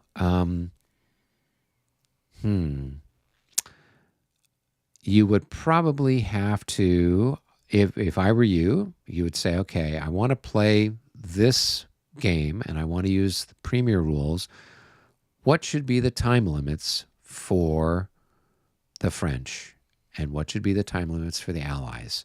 And I would say, as I mentioned before, usually the way they have things structured is, and this kind of matches the reality of what was happening, the Allies were learning from their losses. And over time, over the course of the Napoleonic Wars, they started to change and adapt what the French were doing. So their command structures got better and more efficient. So if you look at the command structure for the Prussians and the Austrians here at Dresden in 1813, it's identical to the command structure of the French. So if we were going to play this with Premier, I'd give the Allies as much time as I would the French, because at this point in time, they've got the same efficiencies. They basically adapted the same sort of things. If you're playing something from an earlier time period, or maybe you're dealing with, say, the Spanish army, or something like that, where you've got, some clear proficiency issues, then you're going to have the player who's got the sort of lesser quality command control structure is going to have less time. And so it's kind of up to you and whoever you're playing with to kind of maybe tease that out, or, post a note and then somebody could come up with maybe some suggestions for you. But generally speaking, anything that's kind of later war, 1812 and on, you definitely have, everything's pretty much similar across the board with everybody. So there shouldn't be any time differences between the French and the Allies as you have in the early war periods, 1805, 1806, even 1809. So, all right, I'm going to go back and see what the guys are doing. But great comments, and thank you guys for posting. I try to do the best I can to answer your questions, and hopefully I was able to do that to some extent. Okay.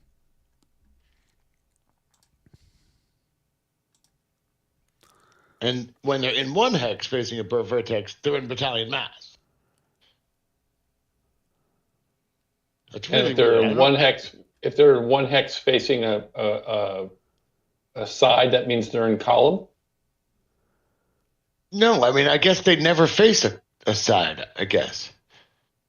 It's But very strange. We decided to use column formation for battalion mass. And are there any other things I should know that are not like this rule book? Which rule book are you reading? The Dresden Regs 30 mod rules, I think, or the Dresden special rules. Let's go back to that.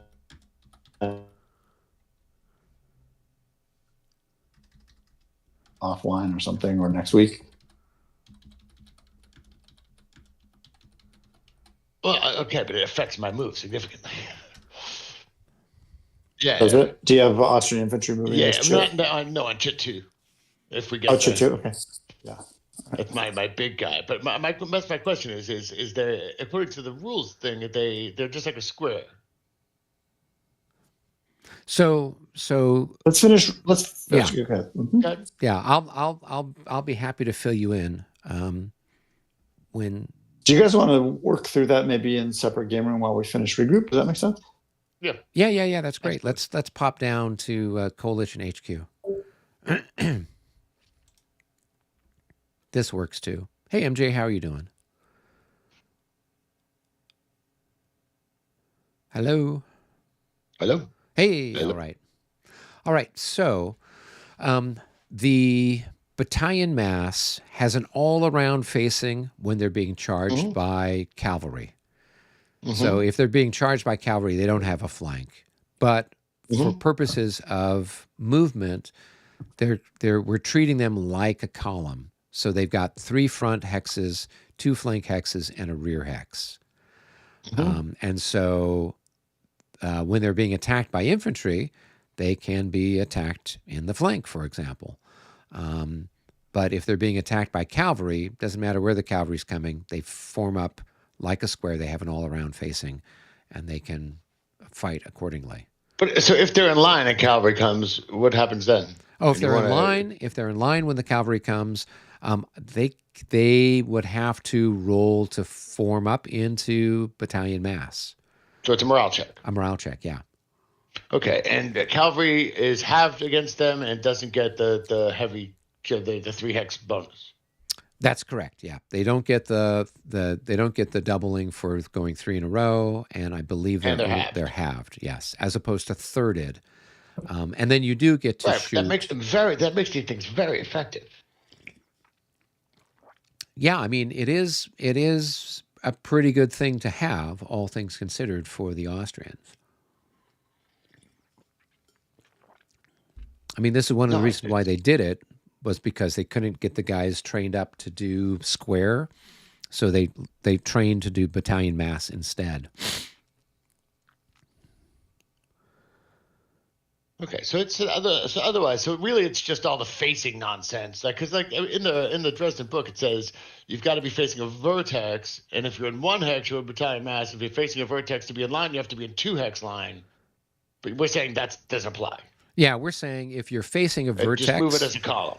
If you're facing a vertex, you're in line, whether you're in a single hex or you're in 2 hexes. And if you are, if you're in facing a hex side, you're in battalion mass. Simple as that. Okay. Yeah. Okay. And I think, to be honest with you, the rules that we should have used are the ones that the Marshall Enterprise guys had put together for battalion mass and things like that. It's much clearer. This is the only game that Clash of Arms ever put out that has Austrian troops in it, and so they didn't really tease out the battalion mass stuff as well as the Marshall Enterprise guys, who've printed, I don't know, probably half a dozen or more games that have Austrians in it, particularly post 1809. So their rules are much more, clear and handle these situations much better. So, we can always see about adapting those. I don't think Brennan would have a problem with that. But that would certainly make things easier for everyone to understand kind of what's going on. Well, I mean, I wasn't here at the beginning of this game, so, I don't know what you guys decided. So I just read the thing, and it was like, wait a minute, I've been doing this all wrong. Yeah, and that's the problem, is that the way that it's just described in the Dresden rule book that came with the game, it does not track very well. And the picture that they have doesn't match with some of the stuff that it's talking about. And so when we first played this, I don't know, 5 years ago, we were like, we were scratching our heads trying to figure out how stuff worked. And I think we ended up, we had to kind of pull some stuff from the Marshall Enterprise games and say, I think we'll just use some of those concepts. Because otherwise it wasn't very well written in the rules that came with Dresden on that subject. There was some ambiguity that made it a little harder to figure out. So, okay, all right, that's all I needed. Yep. Thank you. You're welcome.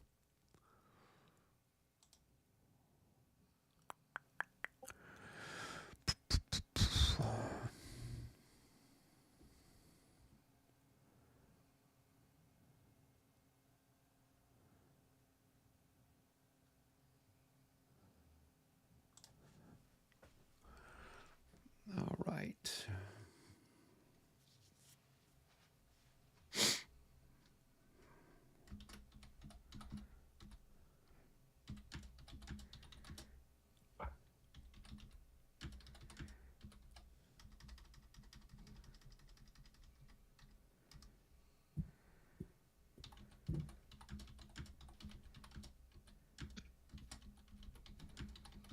Did you guys work out more or less what the Austrian basically mechanics were? I think I have it summed up pretty well. If they are attacked by cavalry, they have an all-around facing, right? If they are attacked by infantry, they are as if they were in column. They have 3 front, 2 flank, and 1 rear hex. And then if they're in line and they're attacked by cavalry, then you would roll for them to form up into battalion mass by basically making a morale check. And I think that's how we've been playing them.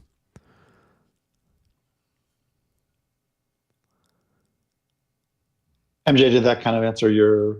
Yeah. And the other question I had was so it's cavalry charges at 50% and no doubling for short. No doubling for. Yes. And when cavalry attack and cavalry don't stack in the hex with them, cavalry can't ride over them.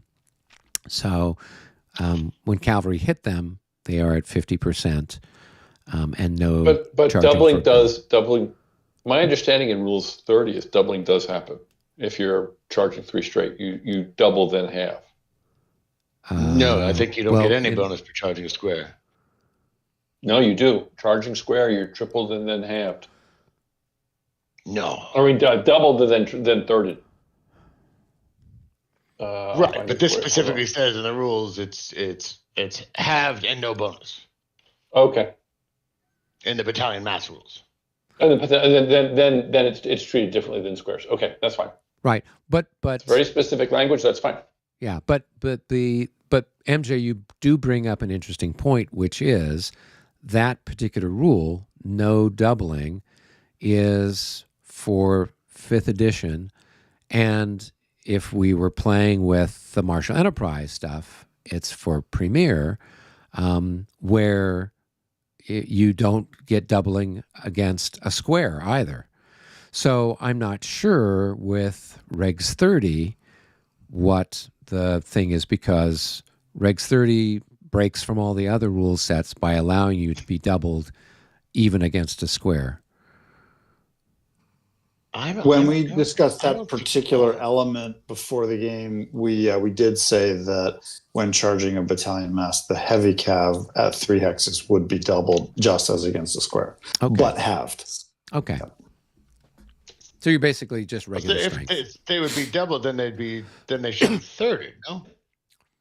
No. Against the square, they would be. Against the square, they'd be 30. Heavy cav charging 3 would get doubled for its momentum, and halved for attacking a battalion mass. So it's basically just printed. Yep. Whereas against the square, they get doubled for momentum if they have the distance and they're heavy, and then thirded for hitting the square. Okay, so they're a little bit nerfed. Yes. Yes. But Regs 30 nerfs squares as well, which is, if you like Regs 30, you got to take the good with the bad or the bad with the good. So. Or you could work on writing Regs 35. There you go. Are the French mostly done with regroups and stuff? I am done. Matt, you done? Matt is done. Robert? Yeah, I didn't have any regroups. Okay, you had a couple old guard green guys who are possibly out of command, possibly could regroup, but maybe you like them where they are? Yeah, they're good where they are. Okay, good. All right. Allies, how are you guys doing on regroup? The only one I'm going to regroup a little bit is Dumer, because he's I'm trying to think if all his guys are in command. Dumer. You can also move the leader later to reset the. Yeah. It's good the Russians are done.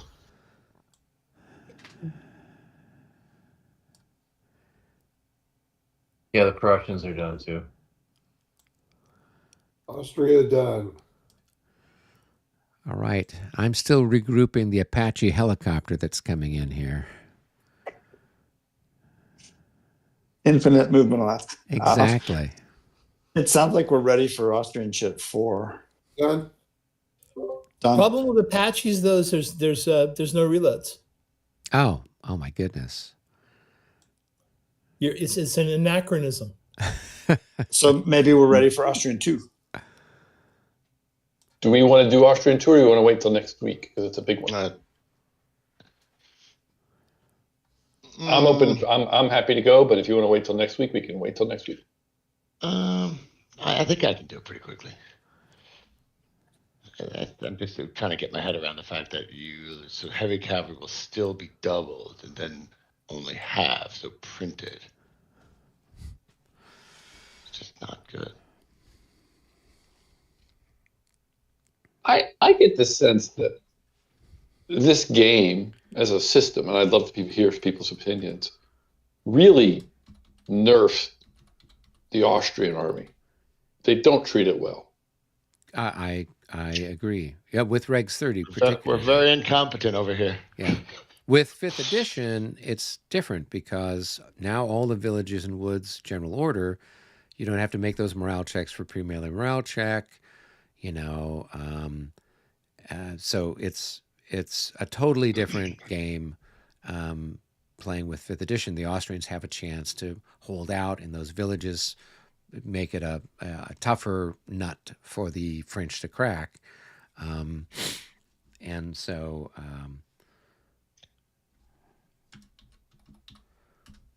yeah, and I don't know if Regs 30 was even created with the Austrians in mind, to be honest with you. I mean, even the fact that their artillery is really nerfed.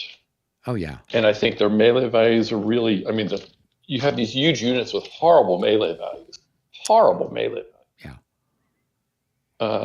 It's just an opinion. I'd love to hear other people's opinion of it. Because the Austrians were not, by 1809, the Austrians were not that bad. No, and I think you've seen that with Aspern-Essling, the Austrians, and Egmont as well. That 1809, I've been playtesting the stuff there with the Marshall Enterprise guys, and I've played Aspern-Essling and Wagram and everything else. The Austrians have got a good force. They've got ×3 multipliers for their musketry in line. Yep. Their morales are in the high 20s or low 30s. But they've got like a -3 if they're in line formation, so that helps out. Exactly. Yeah. So they've got, which is crazy. Yeah. And in this game, they shouldn't. Yeah, in this game they're really. But I don't know if it's because Ed was trying to simulate that this was really an army that was kind of, this is their first time out. This is their first big engagement of 1813, and there's not a lot of units that necessarily carried over from 1812. So there's not a lot of veteran units out in this group. So maybe that's what he's trying to get at with their morale and their fire and stuff like that being less than optimal. It could be just because it's so early in the campaign and they're just freshly raised and maybe they're not up to scratch quite yet. Austria was also a little bit on the downhill by then because 1809 was really their apex. Aspern-Essling and Wagram were in their organizational best. And that wasn't. Charles was still there. Charles was running everything. He leaves. He basically stepped back after Zainab. Yes. He's like, I'm done. Yeah, and he was, to be honest, I think everyone agrees he was their best overall commander. Yeah. Yes. Schwarzenberg was probably a better diplomat, which is what you needed in 1813, 1814. But Charles was definitely a much more capable army commander. So, what about John, who commanded the armies in Italy? Was he any good? He did a decent job, but I don't know enough about his stuff. He was outclassed. He was so outclassed. Well, I think he was outnumbered as well. Yeah, but he's also up against the best generals the era had seen. Right. Well, and most of the time he's up against Eugene there in 1809. There in Italy, and so Eugene does a good job. So yeah, Eugene's actually pretty good. Eugene is yeah. He was actually fairly capable, quite competent. So You know, because what I've been reading is, like when it comes to Austrian artillery is quite capable. They had terrific gunpowder. They had great powder factories. They had a lot of artillery. They didn't have the organizational strength of the French. Right.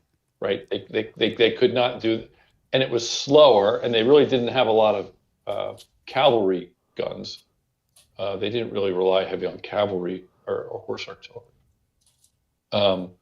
But you know, it's quite competent. Their cavalry is quite good. Well, the cavalry is really the best arm.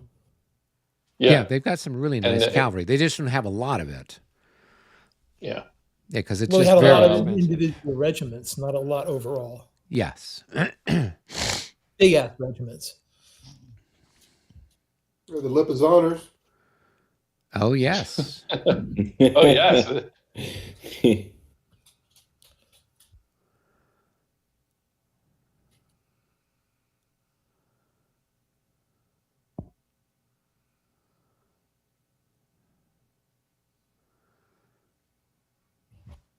Did the Carras unit just move? It looked like this Carras unit moved, did it? Or did you put it back?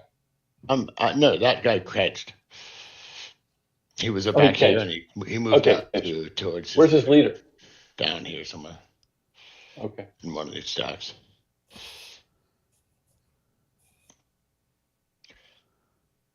So where was it here?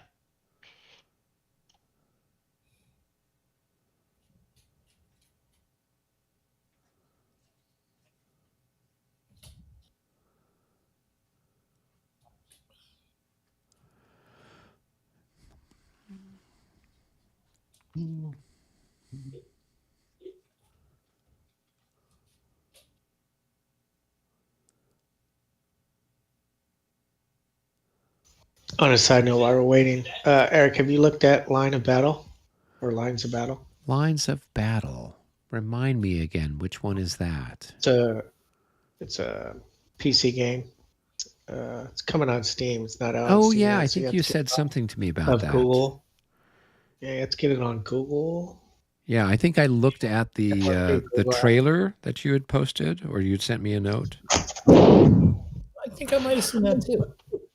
Yeah, I actually played it. Downloaded and played it. I actually enjoyed it. It definitely reminded me of, Kriegspiel, but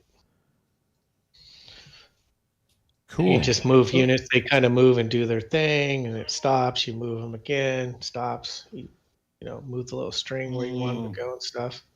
Change this a little bit. I can go here. Neat. Based. Are the graphics pretty nice too?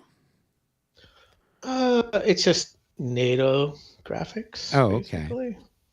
Does it have like AI, a decent AI for the computer player, or?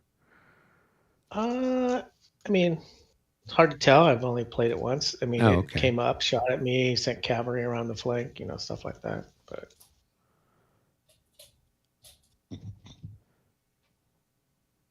well, that's always something. But yeah, there's quite a few YouTube videos out there on it, so you can check it out. Yeah. It's Line of Battle. Line of Battle. Okay, I'll take a look. Lines of Battle. Yeah. And apparently there's like a head-to-head version, and you spend points to purchase your different unit composition. So you can be like, oh, I don't want any elite guard. I'm going to take all line infantry and some cavalry. And then you fight and see who wins. Oh, interesting. Fun.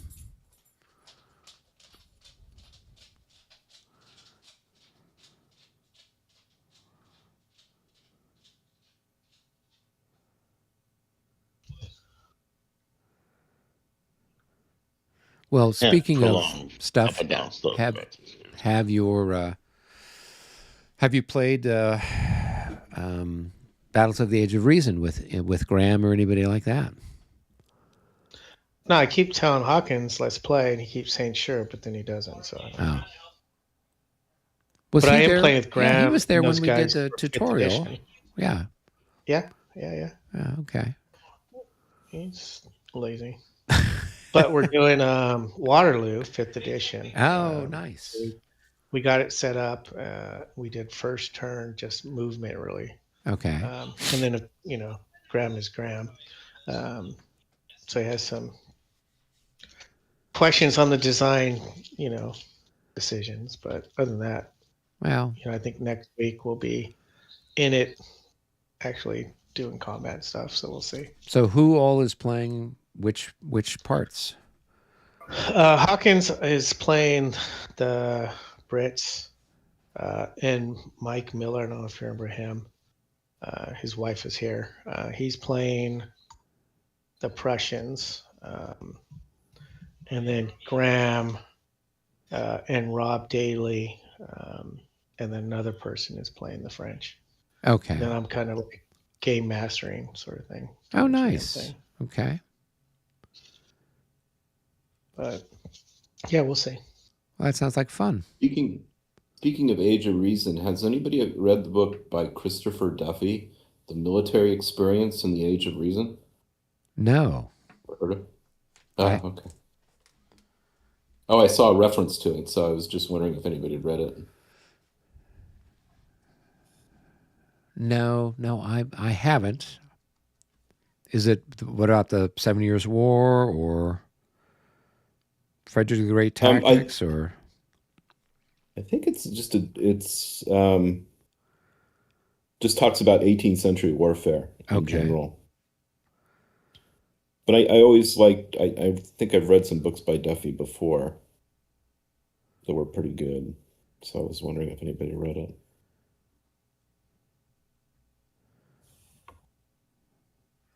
Well, I would ask Michael McAlpin. That might be the sort of thing that he would have read. That's kind of up his alley.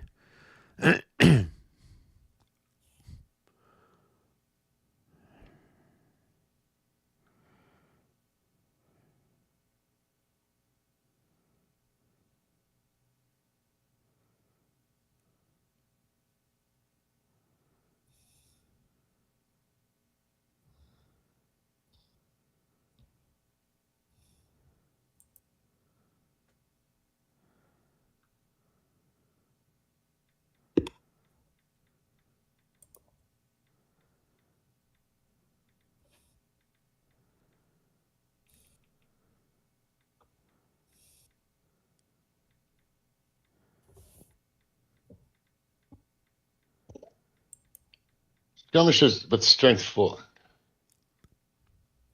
have to be in 2 hexes. 2 hexes. Yeah. And it costs an extra movement point to expand, right? I believe so. Yes. So you flip for 1 and you expand for 2.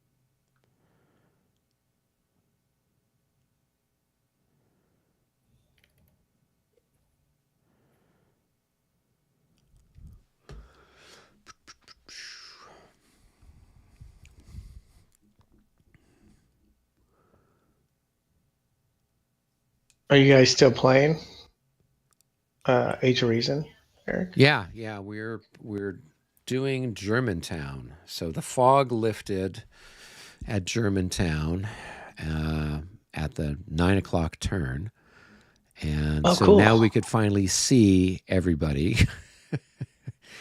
And Nice. And then the problem we've had is that the time track to get to the end of turn is getting smaller and smaller and smaller.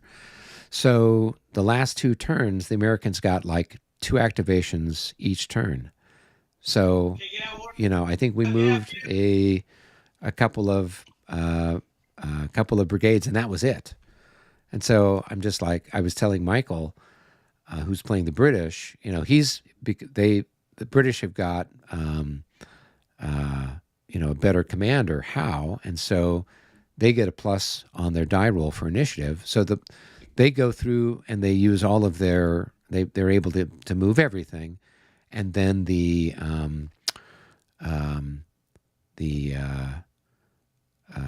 Americans, by the time they've done that, just like, okay, we don't have enough time to do anything. And so we've had hardly anything moved. And so I was telling Michael, I'm like, I don't think, the way things are going, if we actually haven't managed to make contact, it's going to be a draw. We'll just be maybe shooting at each other with our artillery, and we're not going to be able to actually have anything approaching a decision with the game. And I think, and so a big part of it is that the Americans made this night march. I guess it was a 16-mile night march. So by the time the sun was, coming up and the fog was lifting, they'd been marching for, I don't know, maybe not 6 miles or something like that. They'd been marching since, the midnight or 10 o'clock or whatever. And so they're completely knackered. And so that's why, with some of the stuff, the end of turn comes up in the blinking of an eye. And so nobody's going to get anything done. So it's interesting. It was fun. We talked a little bit about some of the stuff. So we're gonna keep plugging away at it and try to get through a couple more turns and see if we can actually come to grips with each other. Otherwise, it'll just be a bust. And that's kind of what the battle was, a bit of a bust. So we'll be true to our history in that regard. And then we'll pick something new. Do you want to come and join us for one on a Sunday night? Yeah, it's possible. Okay. Yeah, let me know when you start it up. Yeah. What you're playing. We might go back to Prague or something like that, where we've got more pieces to push around on the board.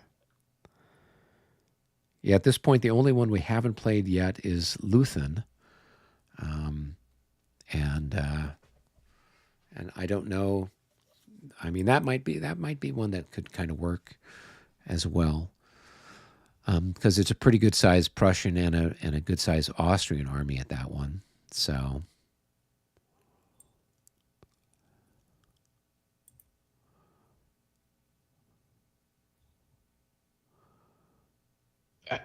Three is done. 2 is done for the Allies. All right. You want to do your 10? There aren't more than a couple of units in it. Is that mine? Oh, Jesus. Yeah. There's only a couple of units. Shit, 10. 10. That's all I need is 10. Can you charge into the woods or no? Yes. Yeah. But you're thirded, and you can't go past the first hex. So if you like attack from here to here, you're thirded. My understanding is that's the case. Yes. What about heavy cavalry, light cavalry, or is it just you're thirded? I would assume you're still doubled because heavy cavalry is always doubled against light. But you're still thirded. And the defender is thirded as well? Yes. Correct. Because everyone's fighting in general. Right. So if you're in the woods, yes. Okay.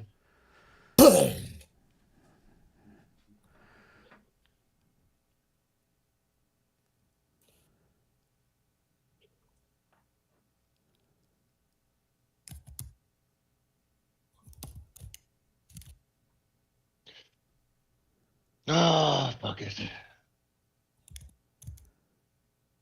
You know what you want to do. Well, I know I want to attack this guy. Exactly. You know you want to do it. I know. I'm trying to figure out how I can get this guy back here and attack this and get this one too. Get the other one too. Oh, I don't know that you're going to be able to do that. Well, 1, 3, 7, 8, 9, 10, 11, 12, 13, 14 charge northeast. Yeah, I'm going to take some op fire, but Yes, you can absolutely get him. The problem is this guy's got to take a morale check, doesn't he? He's not bad. No, he's Chevalier Gay. Oh, look at that. Accidentally did that. Yeah, he's not Cossack. He's Chevalier.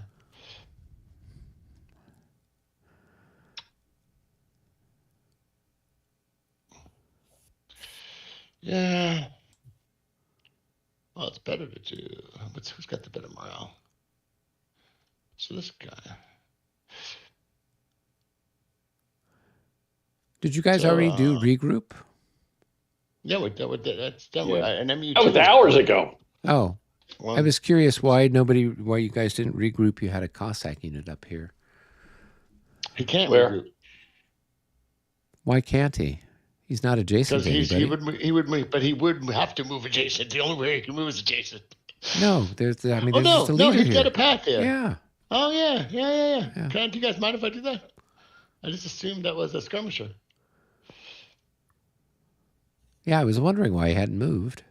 Well, I didn't think you could because I thought this was a skirmisher. I don't play with my leaders upside. I play with my leaders counter side up. So everything to me that's white is like a skirmisher. I mean, it is. Yeah, go ahead. I'm not gonna belie that. You're more than welcome to. Oh, and I will.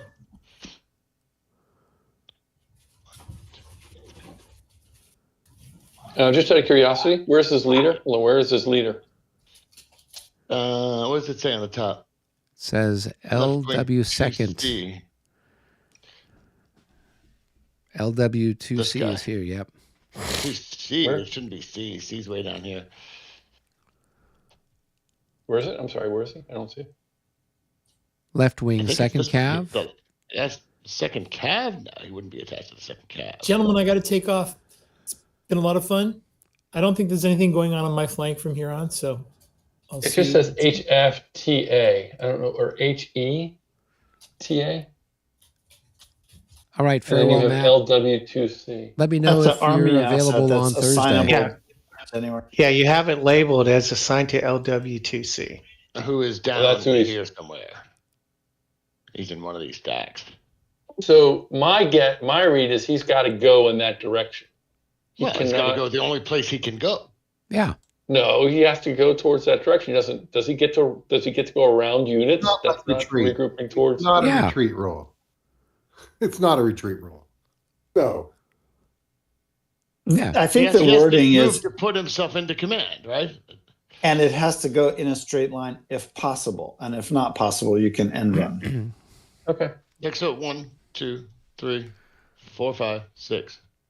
And hold on. If I move more than half, I get exhausted or whatever. Mm-hmm. Or I won't lose my tired. Mm-hmm. So he's got 15, so he'll go 7.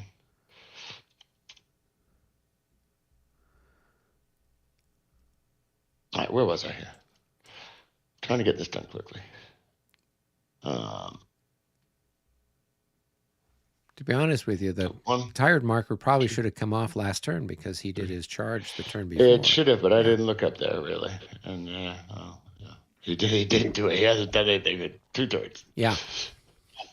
So I'm going I to think take that off. I think he moved far enough to prevent tired coming off. Yeah. He was sidestepping. Yeah, he was sidestepping. Yes. Remember, he came across the stream. That wasn't last turn. Okay. Because he had no charge marker on this turn. His charge was here. He regrouped to here and hasn't moved since. Because the way Alex moved, he wouldn't let him move. And I always assumed that this guy was a skirmisher, so that he couldn't regroup. Anyway. So, charge.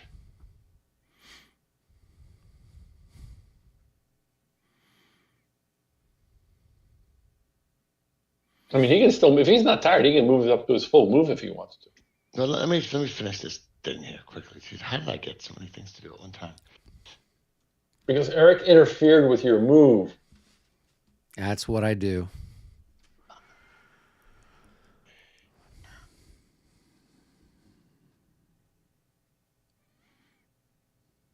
Okay, so let's get 3,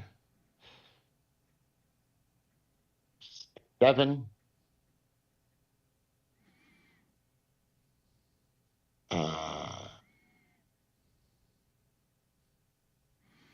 9, 10. I think that's I'm getting 10. stupid. 11, 12. Quick question. 13. If I charge here, does that not short charge, right? No, it's 3 hexes. You're fine.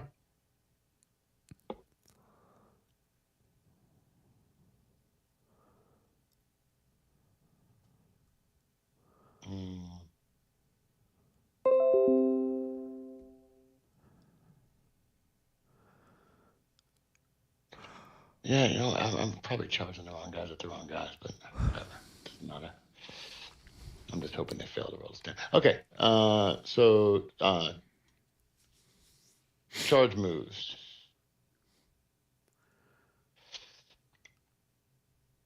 Mm-hmm. So 1, 2. You got a His shot. opportunity fire. It's Yeah. 6 versus, say, 1-1. Hit. Of course it is. There's a die roller. He's fine. There. Did you take a morale check? Yeah, I passed. 52. Oh, I don't see it. It's not showing up on my thing. Yeah, it's not showing up. Yeah, I didn't see it either. Am I disconnected or something? Are you guys seeing me move? Yeah, we're seeing the. We are seeing you move. I am seeing you move. I just didn't see the die. I see the 66 and I see your movement, but I didn't see your roll. Oh, you know what I did, dude? Fucking asshole. I had Luton open at the same time, and I went to the Luton menu, not to the Dresden menu. I'm like, what? Oh, of course. Now he fails. Yeah. Now he failed. Okay, I can see how it's going to be. So he put the counter in fails Luton. here and disorders. Yeah. What happens when you disorder in a charge? Does the charge continue? Ends the charge? Ends the charge. Can he recall or regroup, or is that it? Yes. Yeah, he can regroup later. Okay. And then I mean, 66 followed by an 11. What are the odds? This is Vassal. On Vassal? It's 100%. Like 1 in 3? Yeah. Anyway. All So right. he's got a roll to stand Yeah. minus 15, I think. Oh, it's a huge gonna have a minus. lot of It's minuses. 12 for the assault marker, 12 for the flank, and 6 for the light cavalry. Right. Yeah, there's He no fails. chance. There's no chance this guy's standing. Matt took off, so yeah. Yeah, just do it. It doesn't matter. Yeah. All right. Defensive fire is 3. 1 to 2. 1 to 2. Yes. Defense strength is 7.5. And I am. So because you disordered, I'm no longer attacking your flank. Is that the deal? Yes. That's right. That's kind of But fucked he's up. halved. Yeah, but he's halved. So Yeah. it's the same thing. Right. It's You still would be fine. doubled, but So- he's halved. Right. But I'm no longer doubled. But he's halved. So it's the same thing. Sort of. I mean, the words are Well, different. first of all, he wouldn't have got to shoot at me, right? That's true. Yes, he does. He does have a 4% chance of hitting you. But now, if you get a he DD missed. results, he's going to rout. It's going to He's route. going to route. That's- Okay. Anyway, it's going to be if you're 7.5, Yeah. and I am. Hold on. How many hits do I have? 2. So 11. You're about 5 off your printed value. It's about 2.5 each.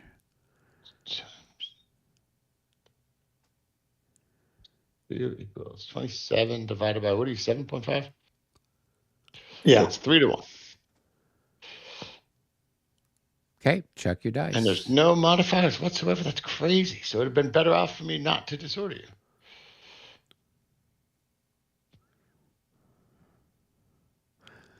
So 52 on a 3 to 1 is That's a GR. That's a route. And I will pursue max distance. So that's going to be 4 more casualties. All right, he's taking 5. Well, did he have any on him to begin with or no? No. So he should end up with 5 when I'm done pursuing Yeah. him. All right. So he's going to route, and you'll follow the route path, right? So it's, Yeah, of course. 1, 2. Well, hold on a second. 4. Yeah, okay. So now I go 1, 2, 3. 5, 6, 7, 8. Oh, he's probably routing this way because there's other people around there. 1, 3, 4, 5, 7. I mean, he could have gone through Chastel. He could have gone through Chastel if he wanted to. Yeah, There's no way 8, Chastel 9, hex. 10, 11. I mean, this is Roughly here. Roughly here. Okay. So you keep pursuing, right?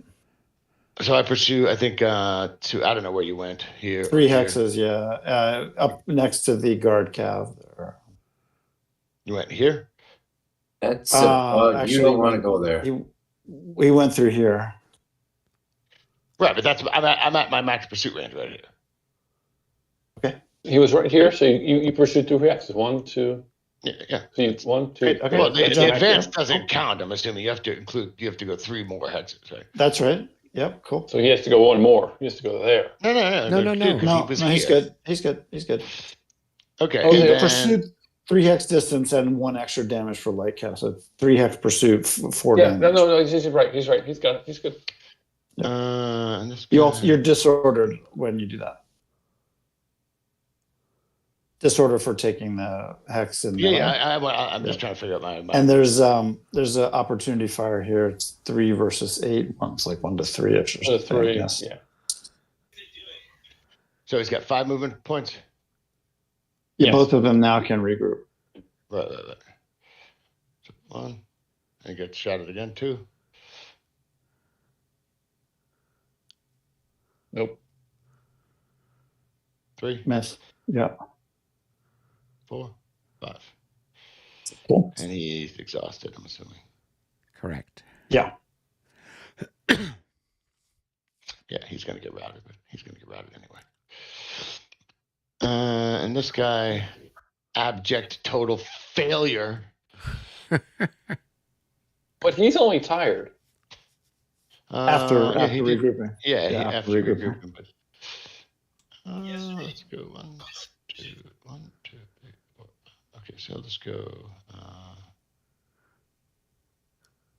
And you can regroup in any direction. Anywhere you like. Anywhere you want. So why not just block? Why not just block this? I mean, these guys have all moved already. Allons-y, as they say. Yeah. Like this. Okay. Opportunity fire miss. Okay. Cool. The guy's gonna get hammered anyway. Oh, And he's Question exhausted. for you, Brennan. No, he's tired. No, he's just tired. He's tired. Right. I'm tired. Does it? I'm sorry. Does it? I mean, he failed the morale check. He disordered. I don't think he gets to regroup. He didn't take the hex. He didn't win the combat. Why would he be able to regroup? There was Didn't no lose combat. Didn't lose it. He didn't lose the melee. Okay. I just want to read that. I'm just going to read the rules. Actually, I'm putting myself in a position where I can't rally here, aren't I? But it's cavalry ZOI alone is enough to stop the cavalry moving through, right? Yes. I'll just stay here then. Okay. Does a unit in Gorbits like screw routing rule the routes up for you guys? It has been a little bit making his guys go to the edge of the map. You know, like that guard lancer actually should have routed off the map, but you know that's Disagree. stupid and cheap. Well, you're supposed to always move 1 hex further away. Until you get 15 away. And so it's 15 to that hex along the edge of the map.